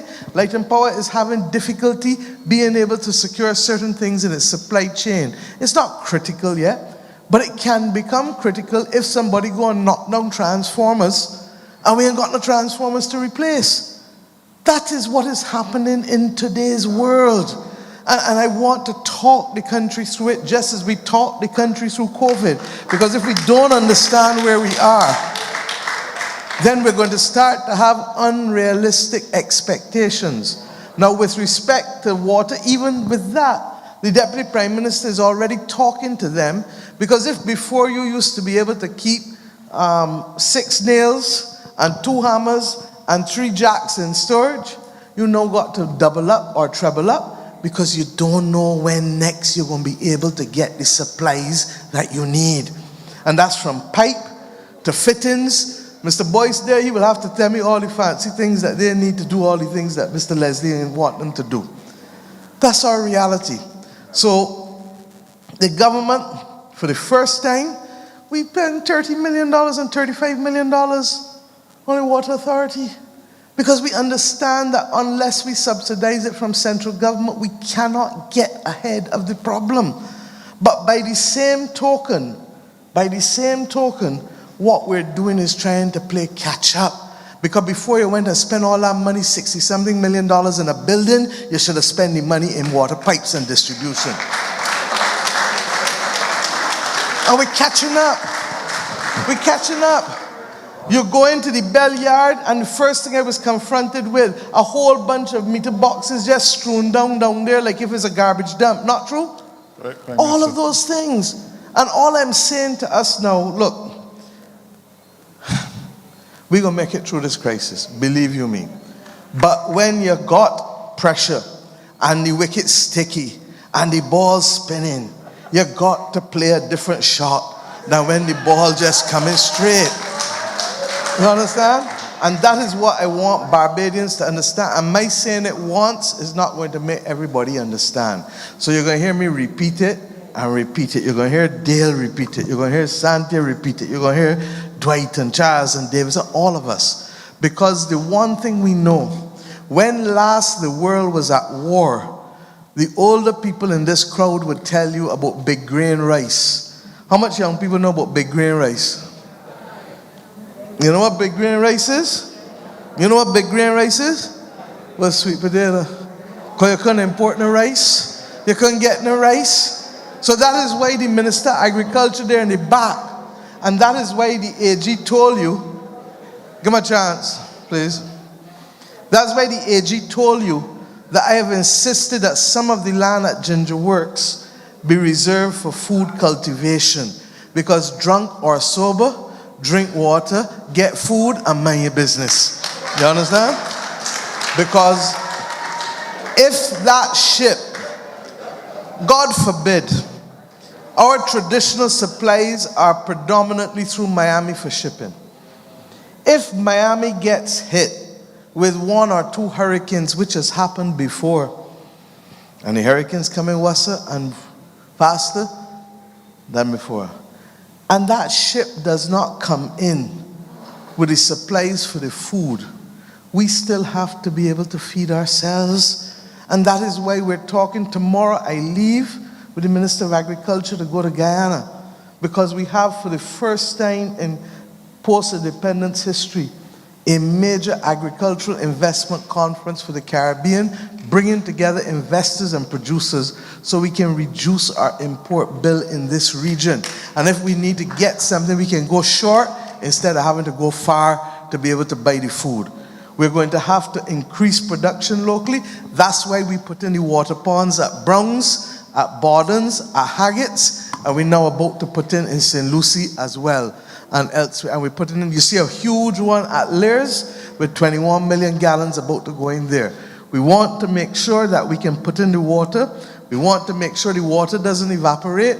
We want to make sure that we put the floating PV panels on top in order to be able to earn, because those holes with water cost us millions of dollars. So, my friends, when the Deputy Prime Minister Santia and the Water Authority team speak to you about our need for conservation, listen. Listen. A word to the wise is sufficient. We are not living in times where it is normal, and the things that we took for granted 5 and 10 years ago, we cannot take for granted in today's world. We do not produce everything that we need. And those of you who went through World War II, don't think anybody in here went through World War I. But those of you who went through World War II will begin to tell you that when the world is at war, it's different from when the world is in a normal position where you can assume and deal with wants instead of needs. This is an environment where we know, I know we're going to get through, but we need to walk carefully, gingerly, mind our business, and stay focused. If we do that collectively, and I hear all the talking here, everybody want, and I get it, and I want to give you. But for me to give you, this economy has to grow, which means that if you're supposed to go to work at 8 o'clock, do not come at 10 past 8. No, I'm serious. And if you're supposed to give X amount, then give X plus Y. Pretend, when you're exercising and you're pushing yourself, and yesterday you do 30 minutes, and you do a mile and a half in 30 minutes, and tomorrow you need to do that mile and a half in another 25 minutes by next week or whatever, you have to push yourselves, not because of you alone, but because when you finish earning, that's only one part of the equation. The other part of the equation is what you are doing in the job. Because if the job is not making a profit, or if the job is not being efficient, or if the job is not serving people, then it means that we're falling down. And then it means that we don't have the money to do the things that we want to do. And I don't need to tell you that, because this country went through horrors between 2008 and 2018. To pick up a country that had less than 4 weeks import cover. In other words, if something happened to us, you only had money to buy what you need for 4 weeks, and the first thing that happened to you is that 2 weeks after that you had to pay out 100 million, so you're left with 3 weeks. And we built that from 3 weeks import cover to what it is today at 37 weeks. Okay? Now some may say that some of it is borrowed, but tell me who as a mother went to the shop and trust goods to feed the family? Huh? Tell me who didn't do that. But the conversation I want us to have, parish by parish, and in every environment, is that each one of us must do more to push harder to keep this country safe. And I'm saying that from my heart. I'm saying it to young people. I'm saying it to old people. I'm saying it to men.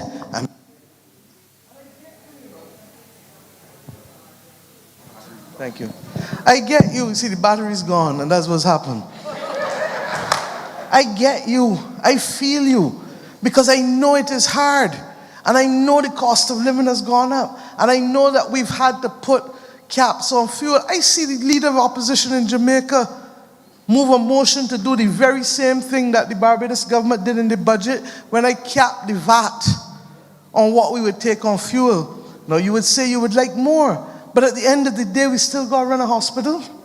We still got to run and do the roads. We still got to give you the water. We still have to do everything. So that if, and work it through with me, if you're spending $200 a week in groceries and the cost of living gone up by 17%, okay? Let's say 20% for ease. That is $40 extra a week, correct? So the question is, look and see what is it in there that you could replace by growing in the back of you and growing and trading with your neighbors. Can you grow some vegetables while one of them raising some chickens or raising a sheep? You understand? So that at the end of the day, you may not be able to offset the full amount of the price increase, but you can offset some. By the same token, we are going to try to protect you wherever we can. And we know that when summer come again, the children home, the children gonna want enough food, the children gonna be humbugging you. By that time, we're gonna look around and see what we can do. But there's only so much, even then, that we can do, because the world is what? At war. It's fighting climate, it's fighting the pandemic, it's fighting war in Ukraine and elsewhere. So I beg you, okay?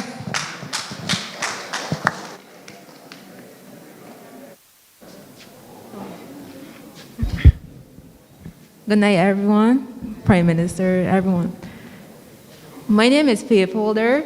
I am 18 years old. And I attend the University of the West Indies, Cave Hill. And I stand here not only for me, but for 13 of my other colleagues who are in the Human Nutrition and Dietetics program, the Bachelor's of Science at Cave Hill. And before I go into the matter, I just want to say that this program is a very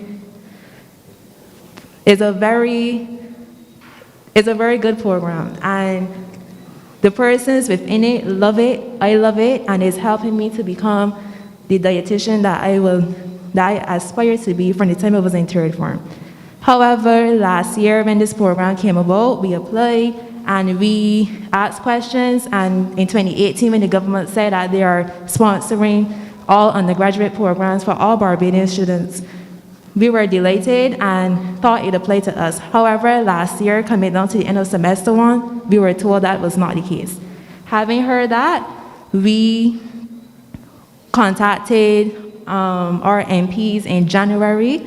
We spoke to our MPs, we wrote letters, we sent letters, we went down to the Prime Minister's office, we went down to the Ministry of Education, and we have not heard anything. We got a response from the Prime Minister's office, I think from her secretary, stating that the matter was passed on to the permanent secretary within the Ministry of Education. I have the timelines right here. On March 14th, that was said to us on the 21st of February. On March 14th, I called and still waiting all night now. No, is $9,000 a semester. I do not have that money. My 13 other colleagues do not have that money. We would like to be afforded the same opportunity like all other persons within the undergraduate that are doing undergraduate programs to be sponsored by government. This program will allow us to become dietitians. How many of you guys know what a dietitian is? No one. A dietitian is a professional who are experts in food and nutrition and helps persons to maintain, treat, or prevent diseases. That's what through food, that's what a dietitian is. And me personally, I wanted to be a dietitian from the time I was in third form, as I said. And we know that Barbados is currently experiencing an NCD epidemic. We have the obesity in children. Today is World Hypertension Day. And on the radio, I heard the doctor, I can't remember her name, but she said over the age of 25, 40% of Barbadians have been diagnosed with hypertension. That's almost half of the adult population. And it is very concerning to us. And to see that another one of my colleagues, she came from doing the same program in Trinidad, but she came home to do it. And to find out this, it is very disheartening. And many of us, I sat down and I cried because I said, I can't believe this. And I know the Prime Minister said that at least one person within a household should be able to go to university. I am that one person within my household. My mother never made to university. I am a first-generation university student. And to see that, I may have to neglect my dreams to not. You don't. But let me also explain, and we will investigate it.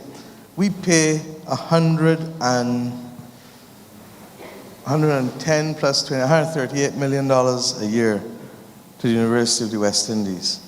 There have been occasions where the university has introduced what they call self-financing courses that simply have just not been approved as part of the package with government.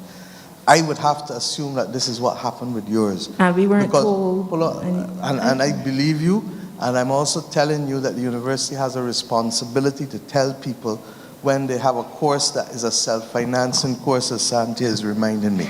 Having said that, you don't have to make that case, because the truth is that this government has placed chronic NCDs at the top of its list in fighting the health battle.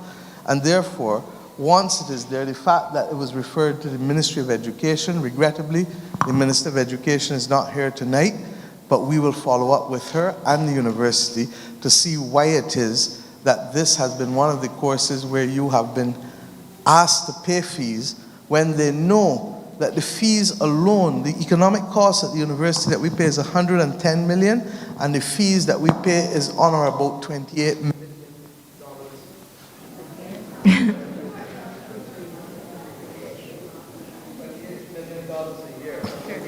Bottom line, that if there, how many you say in the class? There are 14. 14 times 9, 140 minus 9,000, that's 131,000. There's no way that the government of Barbados is going to let you and others suffer in this country for $131,000 a term. So sleep well, my dear. Thank you very much. And you now begin to see why these sessions are important, because active citizenry means that people bring to issue problems. There's not everything we're going to be able to solve, but those that we can resolve, we will do so and get on with the business. Thank you.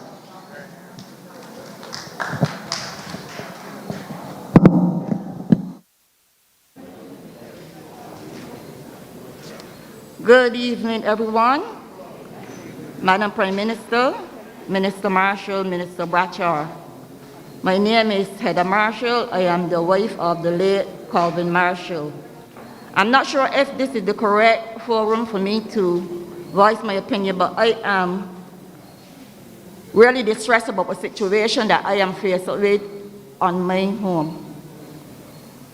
My house was, my husband's house and my house was constructed in the mid-80s. We lived at the bottom floor of a family house, the bottom apartment of a family house.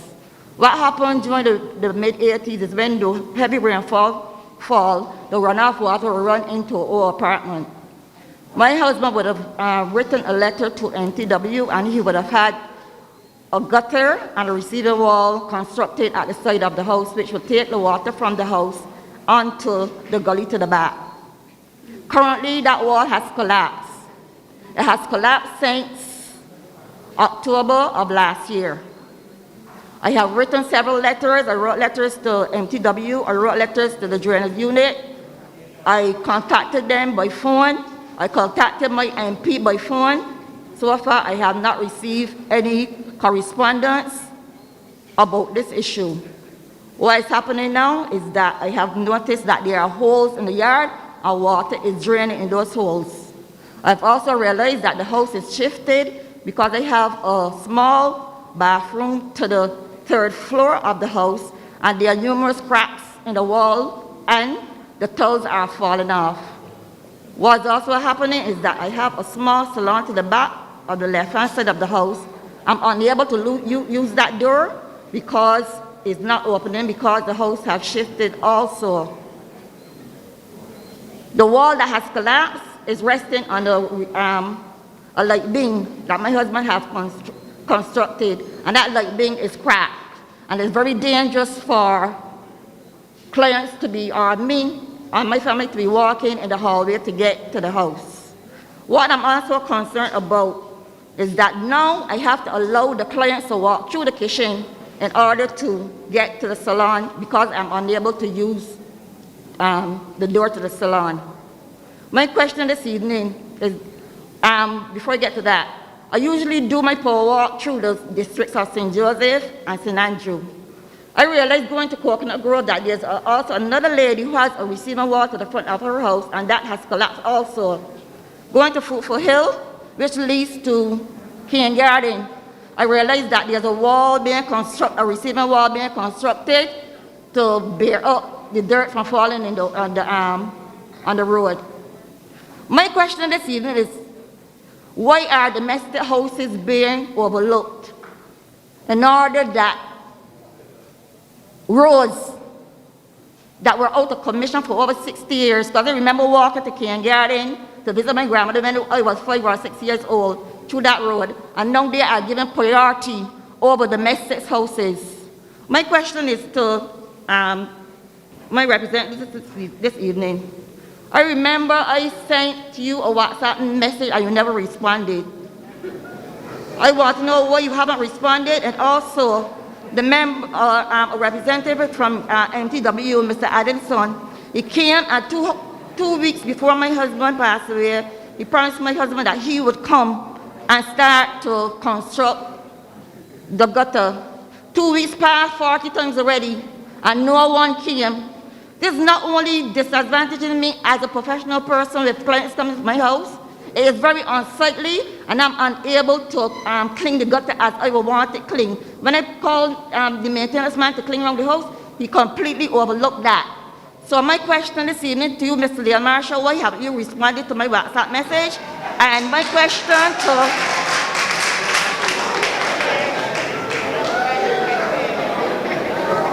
I don't know if there's anyone here to address it from the MTW.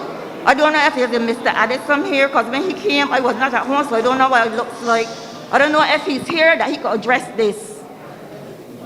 I remember when I was a young married woman, my husband would leave me at home for hours and come, go to the politician to canvass, to make sure that this government remained in power, the government that he thought was the best government in power. I want to know why at this time that I am bearing this advantage after my husband would have spent so much time, making sure that this government remained in power. Thank you very much. Thank you, Mrs. Marshall. Let me say that I'm looking at my phone, and the last message that I see related to the number of attendees at your husband's funeral. I know your husband was very close to me. So I apologize if you sent me a message I didn't respond to, but we communicated certainly at that time. I don't think it would be fair to say that there's any concentration on dealing with drainage in relation to roads, over drainage in relation to houses.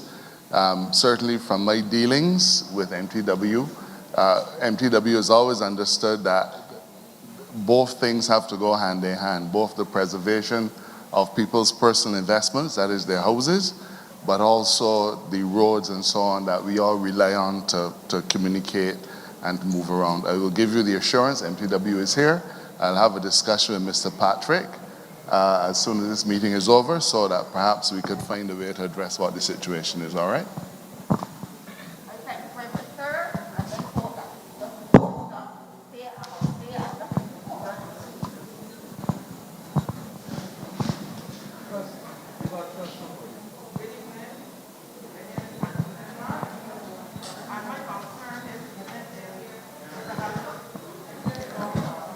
Take off the mask for a second while you speak.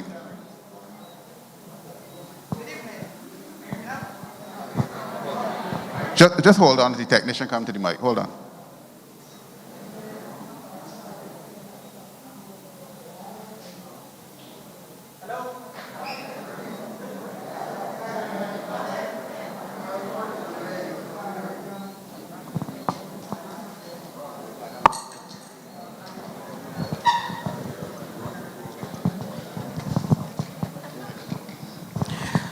Good evening, my name is Antoinette Clark. My concern this evening is, Mr. Halliday, you spoke about the water and all the vehicles that had broken down and where you could not deliver water in our constituency or probably throughout the island. But I find that we are at a very big disadvantage. Since last week, Thursday, the polyclinic newly opened. We have approximately six water tanks up there, and it so happened that all 6 were empty from last week, Thursday. And it is a difficulty because some persons had to go to Queen's Park. Some persons that thought that they might have COVID or whatever had to leave from St. Joseph to go to Queen's Park. I don't know. I think that it's really bad to see 6 water tanks empty all together. So I think we really need to do something. Eversource, we need to do something about that. I don't know.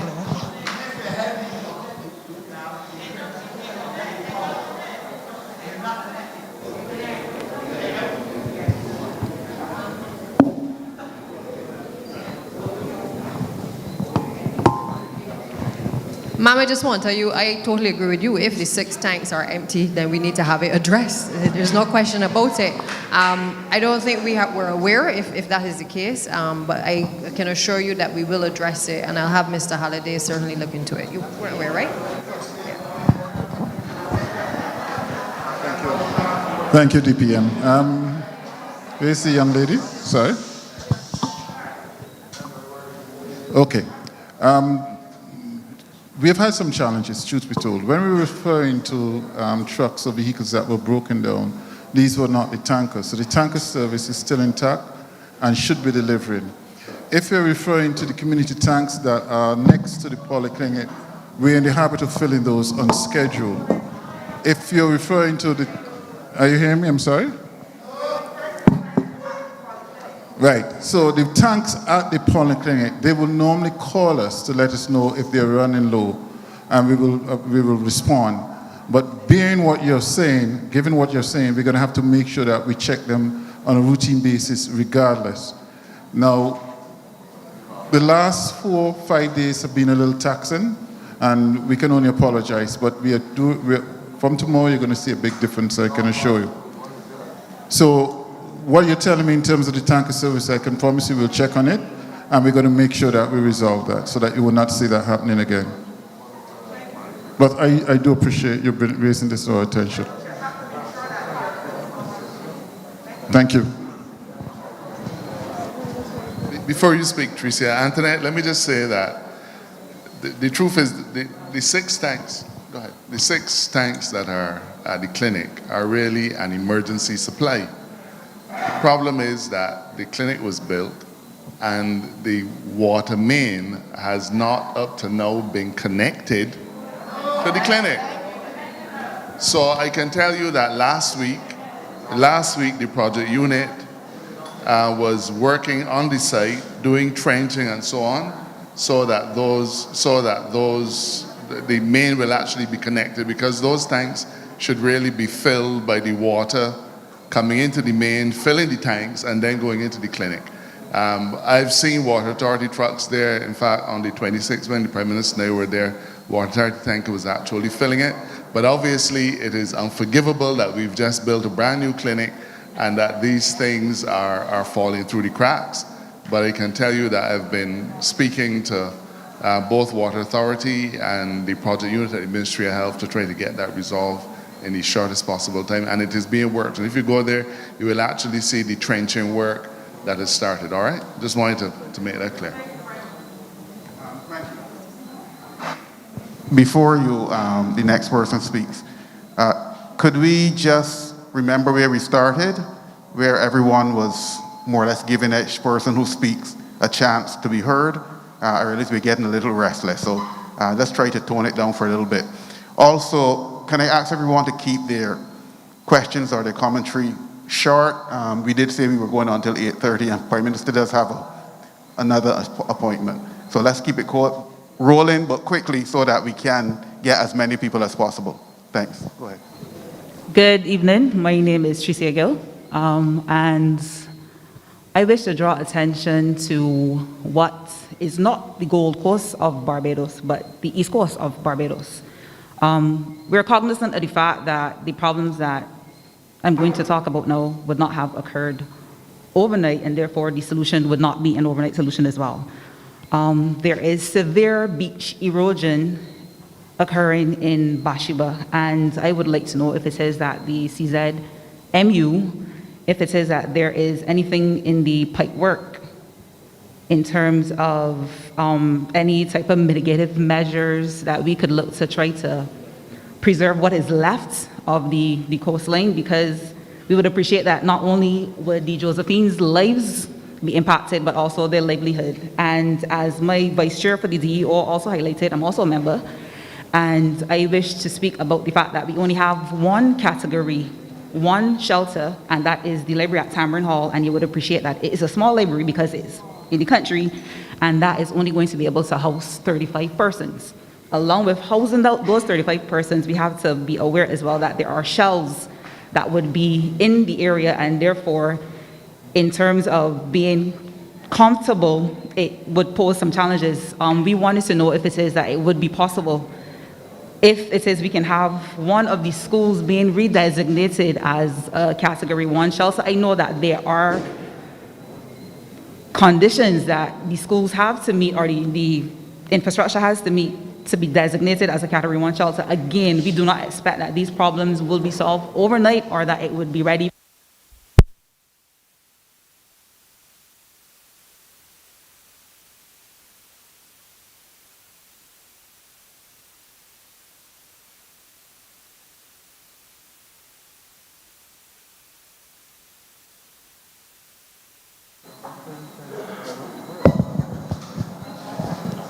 Okay, thank you. Also, what would be an immediate fix for us is that we are also appealing for chainsaws, because you would appreciate that we have a lot of trees in the area, and as long as there is rain and wind, we are going to have these trees falling and impacting the movability of the DEO and also the first responders for any instances that may or may not occur in the parish. Thank you very much, Tracy. I'm going to ask the minister responsible for the environment to deal with the issue of the erosion of the beaches. But let me just say, in relation to the DEO issues, and I think you captured the challenge. In order to be classified as a Category 1 shelter, the engineers at the Ministry of Public Works have to certify that the particular building is going to be able to withstand a particular magnitude of hurricane. So while we do have we have schools and so on and other facilities in the constituency of St. Joseph, but we're not able to retrofit them just for that purpose. We, in our discussions on the need for a Category 1 shelter, it was during 2019 that we actually made the decision to have the library investigated and to make sure that we at least have that. I agree that we have to have more in relation to supplies for the DEO. I'm happy to engage you on that, and I'll speak to the minister who's responsible for Home Affairs, Minister Abrams. We are getting ready now for the hurricane season, and he's going to be bringing the cabinet a paper this Thursday dealing with hurricane preparedness, and the ability of the DEOs to respond is going to be central. So I hope to be able to come back to you on those issues. Adrian? Prime Minister, Deputy Prime Minister, AG, and the young lady, I like yourself, I'm an unrepentant Josephine. My neighbor's stream was very shortly in part St. Joseph. So I feel your pain, and I'm sensitive to the issues as it relates to the beach and the erosions that you're speaking of. I just want to say Barbados has not been spared the idiosyncrasies of climate change. And because of that, there are certain natural phenomena that we have to deal with. Unfortunately, over the last couple of weeks, we've had abnormal swells. And these swells that we are experiencing, they have taken adverse effect on the coastline. And I'm going to ask the Coastal Zone Management, headed by Dr. Leo Brewster, to have a conversation with you and other residents so we can talk about the mitigation plans or any remedial action that we need to take. Whether it's breakwaters that we are going to have put down as a measure, or the revetments, but that is something that we will have that conversation with the people of St. Joseph and the experts. You just need to have a time set with your MP, and we can have that conversation as it relates to those plans to mitigate the idiosyncrasies as I described. So that is something that you can look forward to having that conversation with the Coastal Zone Management Unit. But rest assured, we'll do everything in our power as it permits in terms of human activities and our ability to deal with it to ensure that St. Joseph is preserved. And that is my firm commitment to you. All right.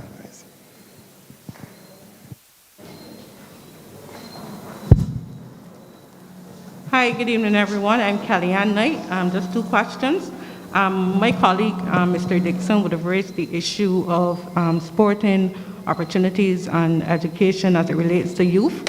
My question is simply related to employment opportunities for young Josephines. Throughout the community, one of the main cries from the youth is employment. What efforts are being made to provide employment opportunities for young persons in St. Joseph?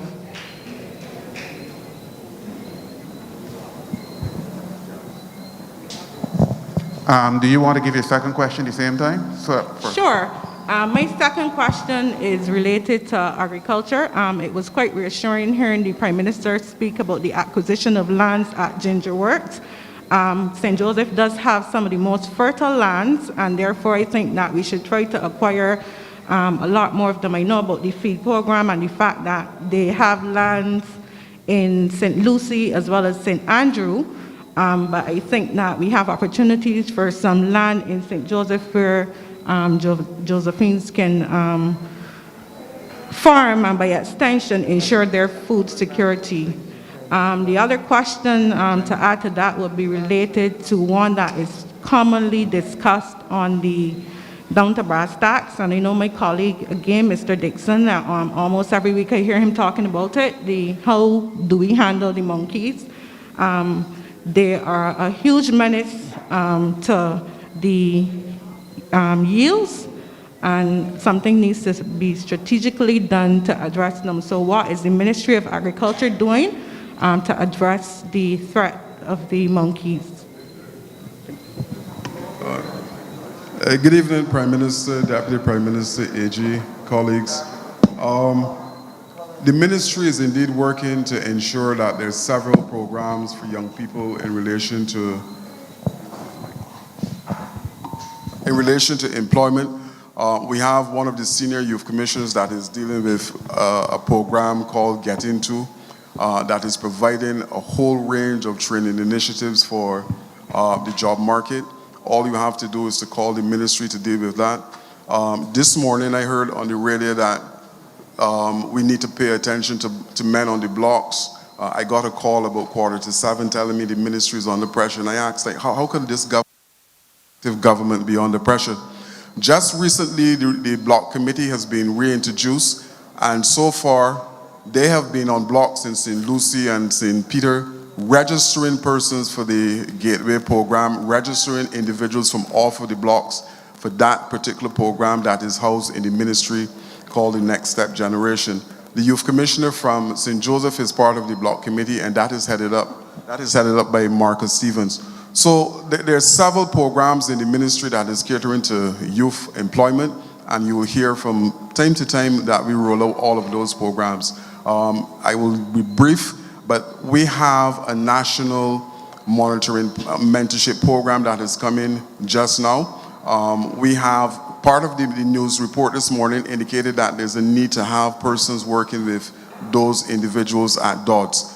I have one of my officers, David Denny, who is working with the ministry, is working with DODS to ensure that those youngsters who are coming out of that particular institution is reintegrated into mainstream society.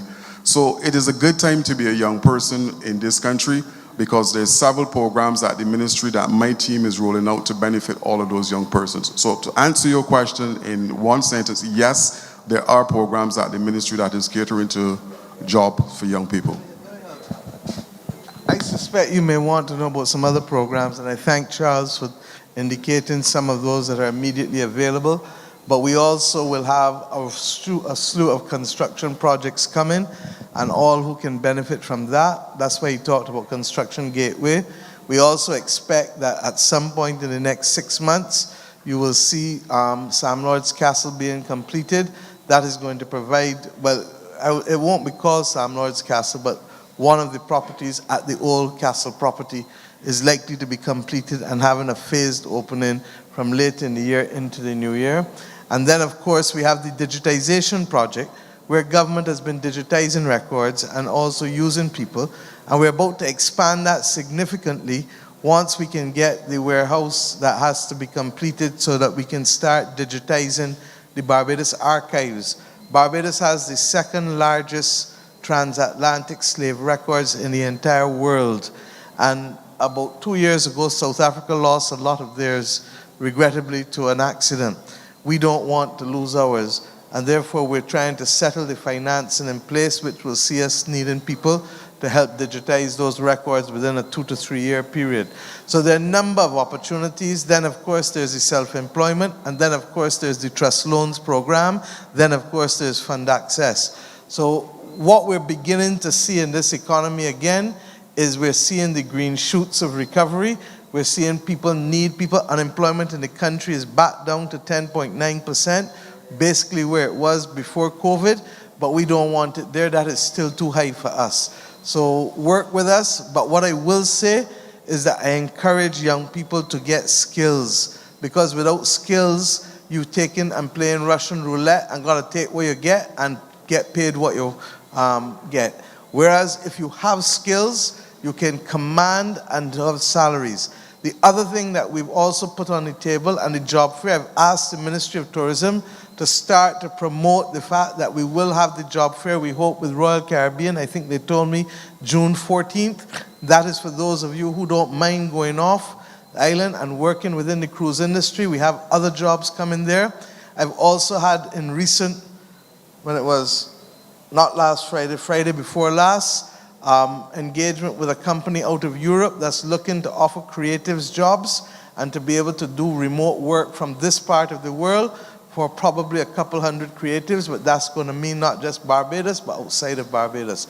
So, and then we have two offers before us to do cybersecurity training so that persons can get global jobs, because there's going to be a shortage of cybersecurity personnel across the world, but people can remain here and do remote work, and we're now looking to see how best we can fund that training in order to give people better opportunities for jobs. So my dear, we're early in the recovery stages, but I feel, as I told you, we're going to make it, but we also have to moderate our expectations and to recognize that all of us has to do the best that we can do to prepare ourselves for the opportunities that will come our way. Thank you. And now you want to speak quickly on the agriculture, and on the monkeys, I will ask him to speak to you privately. And I urge prime ministerial intervention on that, and he will tell you why.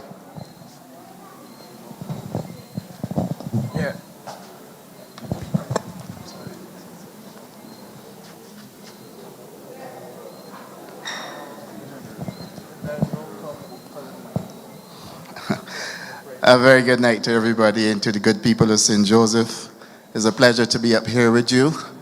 I recognize that there are some challenges that people are facing in terms of crop production, with the scarcity of water, availability of land.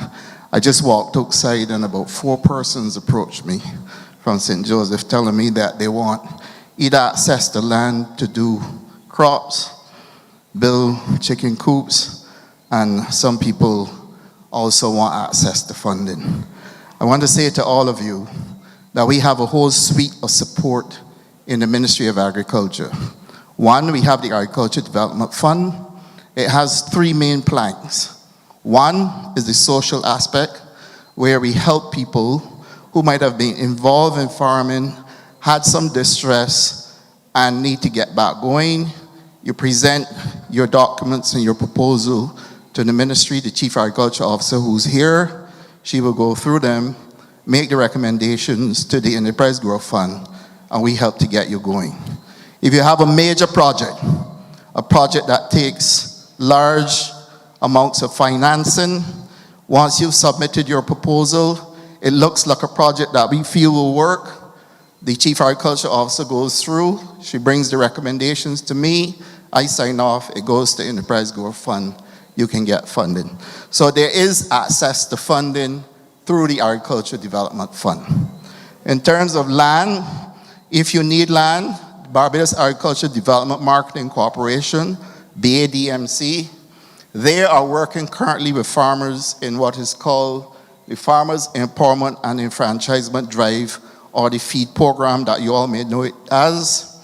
And what we are doing there is that we are setting up to quickly get people who already have experience in farming onto land, helping them with the tanks if there's no water, so that they can get access to water. So we're doing the 1,000-gallon tanks in addition to the tanks that the dams that the Prime Minister spoke about earlier.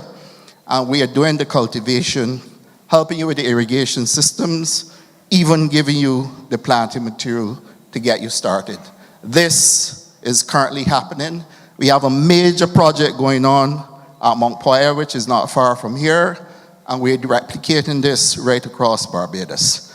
Those of you who do not have any training, don't know anything about agriculture, but want to get involved, you sign up onto the FEED program, you get 3 months of training, and all the support to get started. Cultivation, drip lines, PPE, and startup kit with seedlings or planting material. So those are the focal things that are happening in the ministry.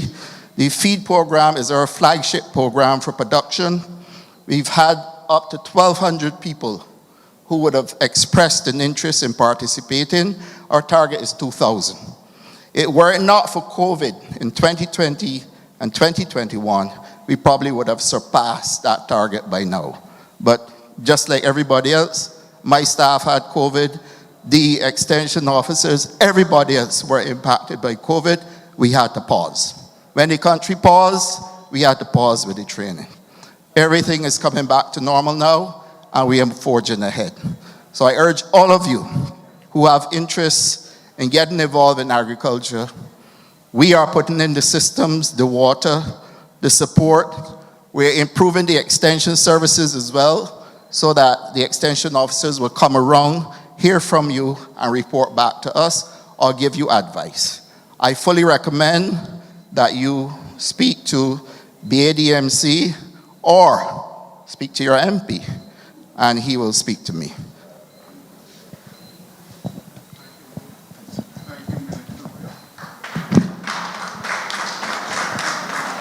Thank you very much, Minister Ware. All right, we are at the 8:30 point. There are two persons ahead of the mic, so we'll take both of you one after the other, and then we will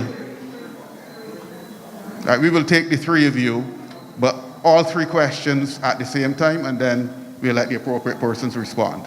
So try to keep it as short as possible. Good night, everybody. Good night, Prime Minister, Deputy Prime Minister, AG, Josephine. Good night. I had a few questions, but I'm down to one. Before I ask that question, though, I must say that for years, I referred to St. Joseph as the stepchild of Barbados. And I was an unhappy Josephine. Now, I am content. And I am sure that I will be happy in the next, 3 years? I'm hoping. But I am content. All right, so let me say that. And I also want to congratulate the Prime Minister for championing the climate change agenda. It is something that somebody from a small island state, because we are going to be hit first, and I don't think that the large metropolitan states understand that, so it's going to take one of us to really champion that cause. I'm also pleased about the agriculture conference in Guyana as somebody who is actively involved in farming. But my real question has to do with education, and it is not a St. Joseph issue. I think it is a Barbadian issue. I'm sorry that the current Minister of Education is not here. I'm hoping that the immediate past minister will be able to shed some light on the issue. I want to ask, what is I know that we have some education reform happening, and we have 3,000 teachers in Barbados just about, but we only have X amount of spaces for upward mobility in education, X amount of principals, deputies, etc. And what happens is that you work in a system, you get these qualifications, 15 years, 20 years, 25 years, there's nowhere to go, and you get a little bitter, and you get a little like crabs in a barrel, like, and this body ahead of me and that thing. So I'm wondering, is there any plan to put, more higher positions in education? You would understand that the education system is changing. We have new challenges. We have new subjects coming on. When I was at school, we didn't have animation and game design. We didn't have green engineering. We didn't have design, logistics, and environmental science and PE as an actual physical written subject and not games. So how can we have the same amount of education officers that we had, 20, 30 years ago? One, are we going to get more education officers? Two, what about the master teachers that you said were going to come? And 2 master teachers is not enough. We would like at least 10, and when are they coming? 3, my last thing, 3. In Jamaica, a school has 2 deputy principals, or vice principals as they call them. One that deals with discipline, and one that deals with curriculum. I could be a deputy, but I don't want to deal with discipline. I don't want to deal with fights. I don't want to call your mother. I don't want to talk about put down your hand, take out that hair, your socks, your pants, your skirt. I don't want to do that. I want to deal with curriculum. I want to develop how students learn and getting better exam results and building a positive learning environment and the fixed mindset and the growth mindset. I want to do with that. But there's no scope for persons like me because a deputy gets bogged down with calling your mother, who fight, you come school late, all of that. So that's my question about education and not a St. Joseph matter. I hope that somebody can help me. Thank you. Okay, we'll break from the rule and because of the in-depth nature of that question, and let the Deputy Prime Minister answer. Yeah, thanks, Roy. Just to say to you, ma'am, I think once a Minister of Education, always a Minister of Education. But good questions. And you started by talking about education reform, and that is, that's been our buzzword, but it's also what we have started. Certainly, when I was Minister of Education, we started the process of rolling out the education reform. Again, reform is not something that is just about the common entrance examination. It was about reform in relation to our teachers, in relation to training, in relation to opportunities, not just here but outside. It was in relation to master teachers. And just to say to you, before I left office, the paper was actually signed off on for the master teachers. I believe that COVID would obviously have prevented us from putting that into motion. But I suspect that Minister Makani will certainly pick that up, and hopefully that will be able to come to Cabinet shortly. In terms of the reforms going forward, those are all of the things that we have to look at in terms of our curriculum. Looking at specialist teachers, because in a lot of cases there are people, as you said, who do not want to do everything. They don't want to be general teachers. They want to specialize. And so part of the reform process in terms of putting a directive education reform in place, creating a unit, was intended to pretty much move away from the old system, which for the most part has been very archaic. It has served us well. But the truth is that when we think of future jobs, for instance, we had to, from the outset, when Prime Minister created the ministry, as you know, we spoke about Ministry of Education, Technological and Vocational Training. At that time, we did not have even a dedicated education officer who was dealing with the technical and vocational subjects. Today, I can say we have that person. And that person is working not just with the secondary schools, but also working with the primary schools and working with the tertiary institutions. And that is the type of reform that has to come, where you are not seeing technical and vocational subjects, for instance, as though it is the stepchild, like how you all say St. Joseph has been. It's no longer the stepchild of education, but rather it is integrated into the mainstream curriculum, so children who are interested in the skills areas have the opportunity to be able to participate and make decisions from early. Children who are interested in the creative arts don't have to wait to do this as a side thing, but that our system and or the way we speak about these subjects is about giving everybody the opportunity, regardless of their ability, regardless of their talent, an opportunity to be able to have a piece or a part to play within the educational landscape. So we've started the process, to answer your question in short. We've started the process. A number of those reforms are coming, and I have no doubt that Minister Makani will certainly continue what I have started as well, and what Prime Minister would have laid the foundation for both of us to do. Thank you. Thank you. Good evening. Hi, my name is Teddy Allen. I live down in Cleavers Hill, down in Bathsheba. I come here tonight because I notice there's a sub-interest here in youth development and youth empowerment. So that's what brings me here as a representative to present a case that's been demanded by the youth in Bathsheba. Now, earlier we heard the Prime Minister tell us to look at the distinction between a want and a need. Out of respect for everything that everyone spoke about here, this is a total want. This is not a need, right? So I want to be clear about that. But it's a want on something I want to give you, not a want on something I want from you. So let me explain what we're trying to do. The youth in Bathsheba, we used to go to the skate park a lot in Wilde. It's been a huge success. It's transformed a couple kids in the neighborhood, but it's very difficult to get there. If I'm not driving the kids there, there's maybe one or two other people that could possibly drive there. So we wanted to build a professional quality half pipe in that area. And as a community, we've raised $22,000 to do this.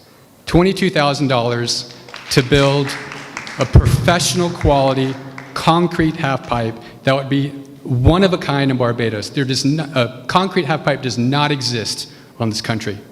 So we would allow it to exist in its first place, right? Now,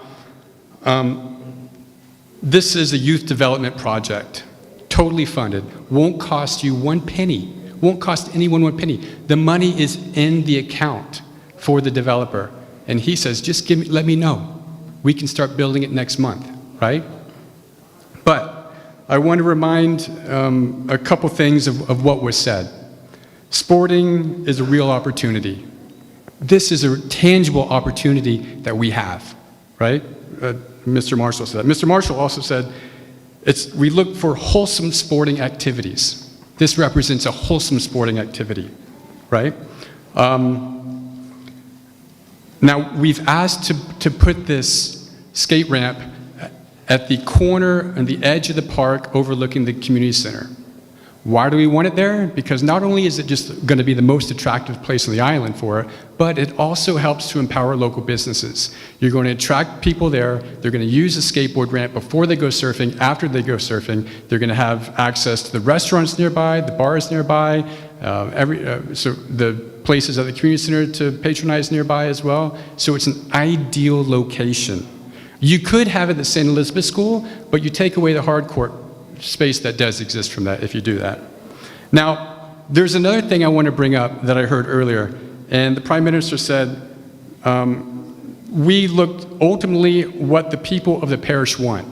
So I came prepared with over 150 signatures, went door to door mostly, met my neighbors, talked to them, said, hey, look, here's what we want to do, here's where we want to put it. Everyone was in unanimous agreement. We'd love to have it there. They said, yeah, if you get the kids there, we know where they are. We're giving them something to do. It's safe. It's healthy. Let's do it, right? So what am I asking for? I'm asking for one word. I'm asking you to say yes for us to put the half pipe in that location at zero cost with over 150 people in Let us demand. give you a yes to we do a site visit. We're coming up there on the 2nd of June to open the facility. I'm going to come, it's supposed to start at 5. I'm going to come at 4:30 to do a site visit so we can decide if it's appropriate. Because the one thing I've learned in life is that if we're going to make something happen, and I'm going to say it's going to happen, then it needs to happen. So I need to walk with the officials from Town Planning and MTW, and once they have no objection, then it will be a go. If that is not a proper location, then we will work around and look around and find the proper location so you can put the money and the children can have the skate park. Thank you very much. And also, one of my neighbors back there just wanted to mention that there's a large crack in the road tennis court that was just built, and he just wanted people to be aware that they love it. It's very popular. People are using it, but there's a little crack that's developed.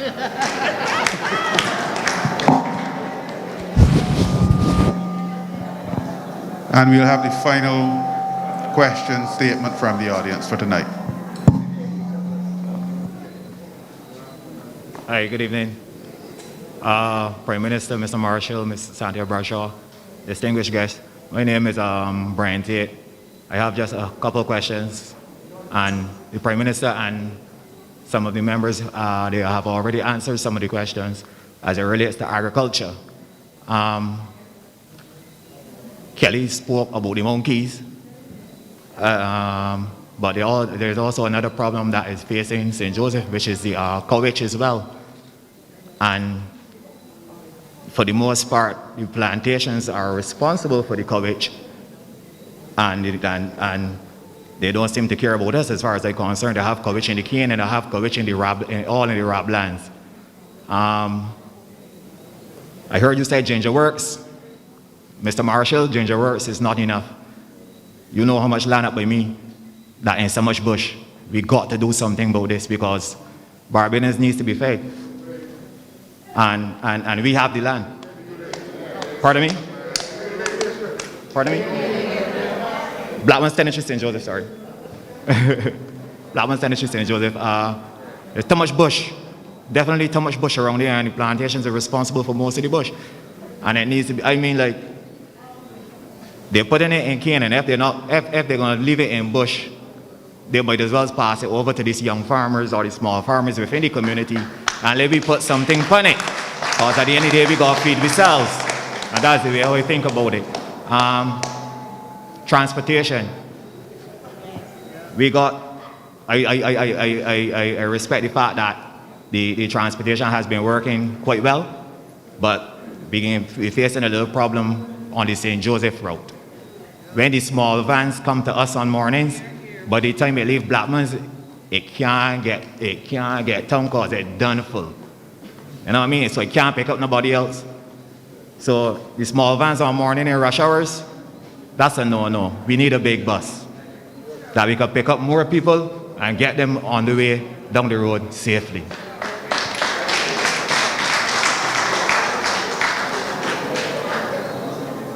Thank you.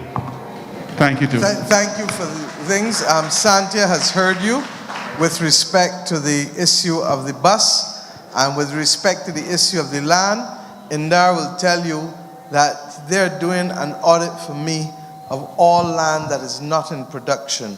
Because what we cannot necessarily, what we don't use in food and why we don't have a lot of water. You ever hear something called Aloes barbadiensis? They call that by accident. And then how many of you know the castor oil tree? Castor oil is now over a $1 billion industry globally. So that there are options that we can pursue, and the target that we are setting ourselves is to get as much land, sir, back into production as possible. And I've said to Indar, look, 30 years ago, the Barbados Agricultural Credit Trust was formed and the Barbados Agricultural Management Company, all to be able to deal with the indebted plantations that had owed the Barbados National Bank a whole set of money. To his credit, David Thompson took them together and put them and reformulated and put them in a way where the government took them over and was running some of them. And in some instances, some lands have gone back to people. In some instances, we still have possession of them. There's roughly about 1,900 acres under the BAMC that's not in production, largely because of water-related or other issues.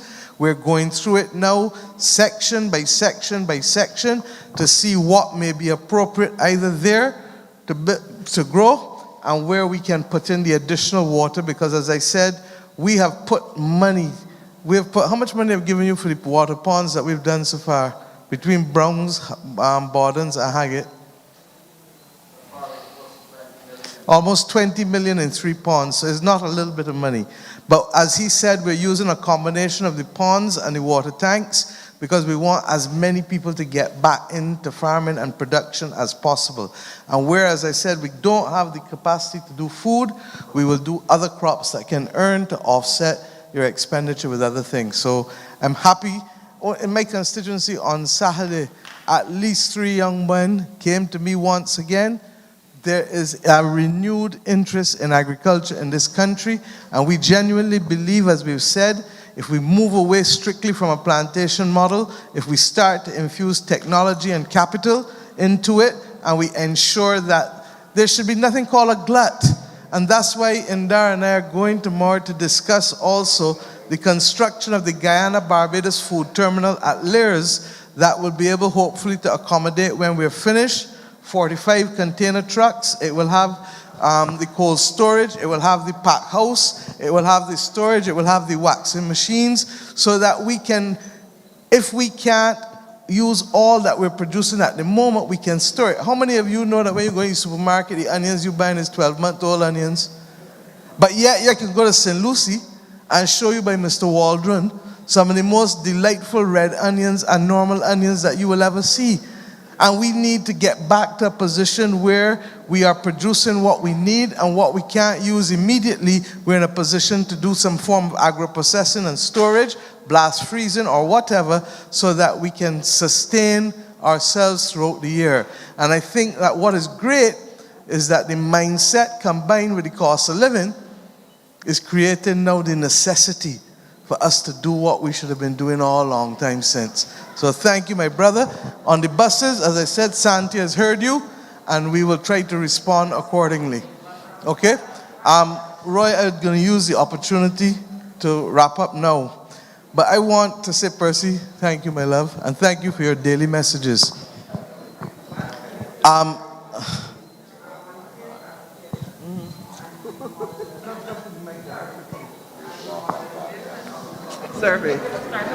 Sorry, the same transportation issue and the modernization of the public service in terms of working from home and flexible working arrangements. We in St. Joseph have had issue with transportation for years. I myself catch the 5 o'clock bus, I get work at 6:15. In some situations, who feels it knows it. Some of us have issues getting approval to work from home. Some of us having issues with getting flexible working arrangements. And I myself know, because I have been through it, so it's very passionate for me. So I think that people can take into consideration the fact where you come from, the bus situation, in terms of having to approve these things. I hear you. And let me say that the government is making some changes as of May 24th, 25th next week. And look, it's one thing to manage, and we're going to manage. But if we become so consumed with management, we can forget to reform. We cannot have a 20th century analog government in a 21st digital century. Okay? And therefore, I've taken some decisions. I've spoken to the head of the public service. As of next week, there are going to be 2 PSs dealing with 2 different things that are intended to streamline and bring about efficiency. And then there's another section that's literally dealing with coming out. I've promised the country we are going to look at all of those human resource issues in the public service that have remained unresolved. And therefore, we're going to have a dedicated framework both for regrading, for the issue of regrading, which is still, with the best will in the world, likely to take about 18 months to 2 years, because you're going through thousands of posts. But secondly, we need to establish the Public Service Appeal Board. We need to ensure that the flexi time, which we used good during COVID, but we need now to use it in a non-shutdown environment so that everybody understands how it can work. And then we need lieu days. This notion that if you want a day off, you gotta go and tell somebody you're sick or take a vacation day is foolishness. In other organizations, you can take up to 5 lieu days. In other words, I could take 5 days. It's my birthday, I want a day off. I'll take it back and give it back to you another day. So that you can make those flexible arrangements instead of making big adults feel as though they're children or criminals. Okay? So there are some major changes coming. We're also trying to remove this siloed approach to things, because just because the ministry is public works, or the ministry is housing, or the ministry is innovation, science, and technology, doesn't mean they're empires. All of us belong to one country, Barbados. And therefore, to deliver 10,000 houses is going to need 4 or 5 ministries working together in tandem. To deal with the whole question of resolving the water issues, we'll need another 3 or 4 ministries working in tandem. To deal with healthcare and chronic NCDs will require another 3 or 4 ministries. So what we're trying to do is to break down these walls and these empires and recognize that, set the goal, look, all of us in this together. And I am not absolving my ministry of finance, nor the AG's ministry, nor none of this, because what we find, and we've been saying it, we've started to deconstruct a lot of these systems. When we came in, you couldn't get a police certificate of character under 6 weeks. You can't pay for none of these things that you're doing and paying online. So there's been changes, but with the best will in the world, COVID took away 2 years from this government. Straight talk. And therefore, we had 19 months without COVID. And now what have we had? This is now May. We've now had 29 months with COVID. 19 months without COVID, 29 months with COVID. And all we've said is that having to clean up, we want the opportunity to build. But I'm speaking, and I'm really saying to Bajans, we got to do this together. If we can do this together, if we can establish a few things that we need to do to become world class. How many of you have heard of the citizenship module? It's the National Transformation Initiative. Just under 15,000 Bajans take it. Why? because we need to begin to understand what are the things that we must do. That excellence matters, that integrity matters, that caring about people matters, that transparency matters. All of them is fancy buzzwords, but what it comes down to, Reverend Crawford, what does it come down to? That in a school, when a child go and take up somebody's lunch, what they're doing is wrong. When you thief product or you thief time, it is still what? Thieving. And both are still what? Wrong. And when you see somebody suffering, don't laugh at them and talk about them. Go and do what? Was the Good Samaritan? You understand what I'm saying? We need to get back to some basics. And if we do that, and we set the few goals that we need to do, then believe you me. And this notion, we lost a decade and a half with our young people. We are reaping what we sowed. You cannot abandon all the youth projects for 10 years, replace them with summer camps and Easter camps that just more about paying people to cater, and then you don't have the young people involved in cricket or volleyball or swimming or anything. You don't. When last you see a dance group? When last you see a new drumming group? When last you see any of those things that we are accustomed to when we grow up? And what does the devil do? Find work for who? I beg you do. We understand? So that I can't do it on my own, Santa can't do it on her own, Dale can't do it on his own, the government can't do it on his own, the church can't do it on his own, the family can't do it on his own. But guess what? Together, we can do so and turn this country around. And there's certain things that we cannot change. We can't change the climate crisis, but we can prepare for it. We can't change the fact that sun is come down and night is go, but we work then to suit. And if we need to do flexi time for certain people, then we can adapt to those new realities. But what we must not do is stand still, be frightened, and do nothing, abuse, and complain. That's not going to help anybody. So let's work together. I think this evening, I want to thank all who have come out. We've heard concerns genuinely expressed. We've heard you. This is what active citizenship is about. And I want to thank the people of St. Joseph for yet again leading the way and ensuring that Barbadians can understand what democracy is. It is not by accident that you gave the country the father of democracy. And we are thankful to the people of St. Joseph for that. Because we talk about voting as if it is a foreign thing. 71 years ago, 11 is when people got the right to vote for the first time in this country without having to own property. But go and turn on CNN tonight. Go and turn on MSNBC. And you see in the great United States of America, people fighting for the right to vote because they're redistricting boundaries. And they're turning around and telling people that if you get a criminal conviction, you can't go and vote. And all kinds of reasons. Or if you can't pass a literacy test, or all these kinds of things. And we have that right here for 71 years. We take it for granted, but like with most things, if you take it for granted, you lose it. I want the people of Barbados, good, bad, or ugly, let us keep talking. Because once we are talking, we're going to always find common ground. And once we find common ground, we claim it, get up, and move again. We will not get exactly where we want to, when we want to, especially in this world, but we can get a lot further from where we are. We have come too far to go back, and once we have the resolve, we shall make it. Thank you, and God bless you all.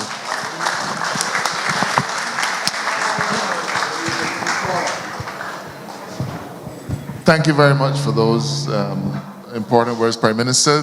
I'm happy that St. Joseph was the start of this exercise. On behalf of the government side, let me thank all of you, all of my constituents who have come out. I know that there are a few of you who had some questions, who didn't get a chance to go to the mic, but I hope that some of the questions that were asked by other people were relevant to you. Our next stop will be St. John. No, that doesn't mean that you all get to go to St. John. We gotta leave that for the St. John people. But I have to say that I'm pleased that a number of individuals from other parts of Barbados have shown interest in what we've started here, and that you've taken the trouble to join us. Once again, thank you ever so much for joining us. Thank you for your support. To our large online audience, you've been great. Just remember that we need you to exercise a little bit of patience, because we can't do all of these things at the same time, but I guarantee you we'll get them done in good time. Good night. God bless you. Travel home safely.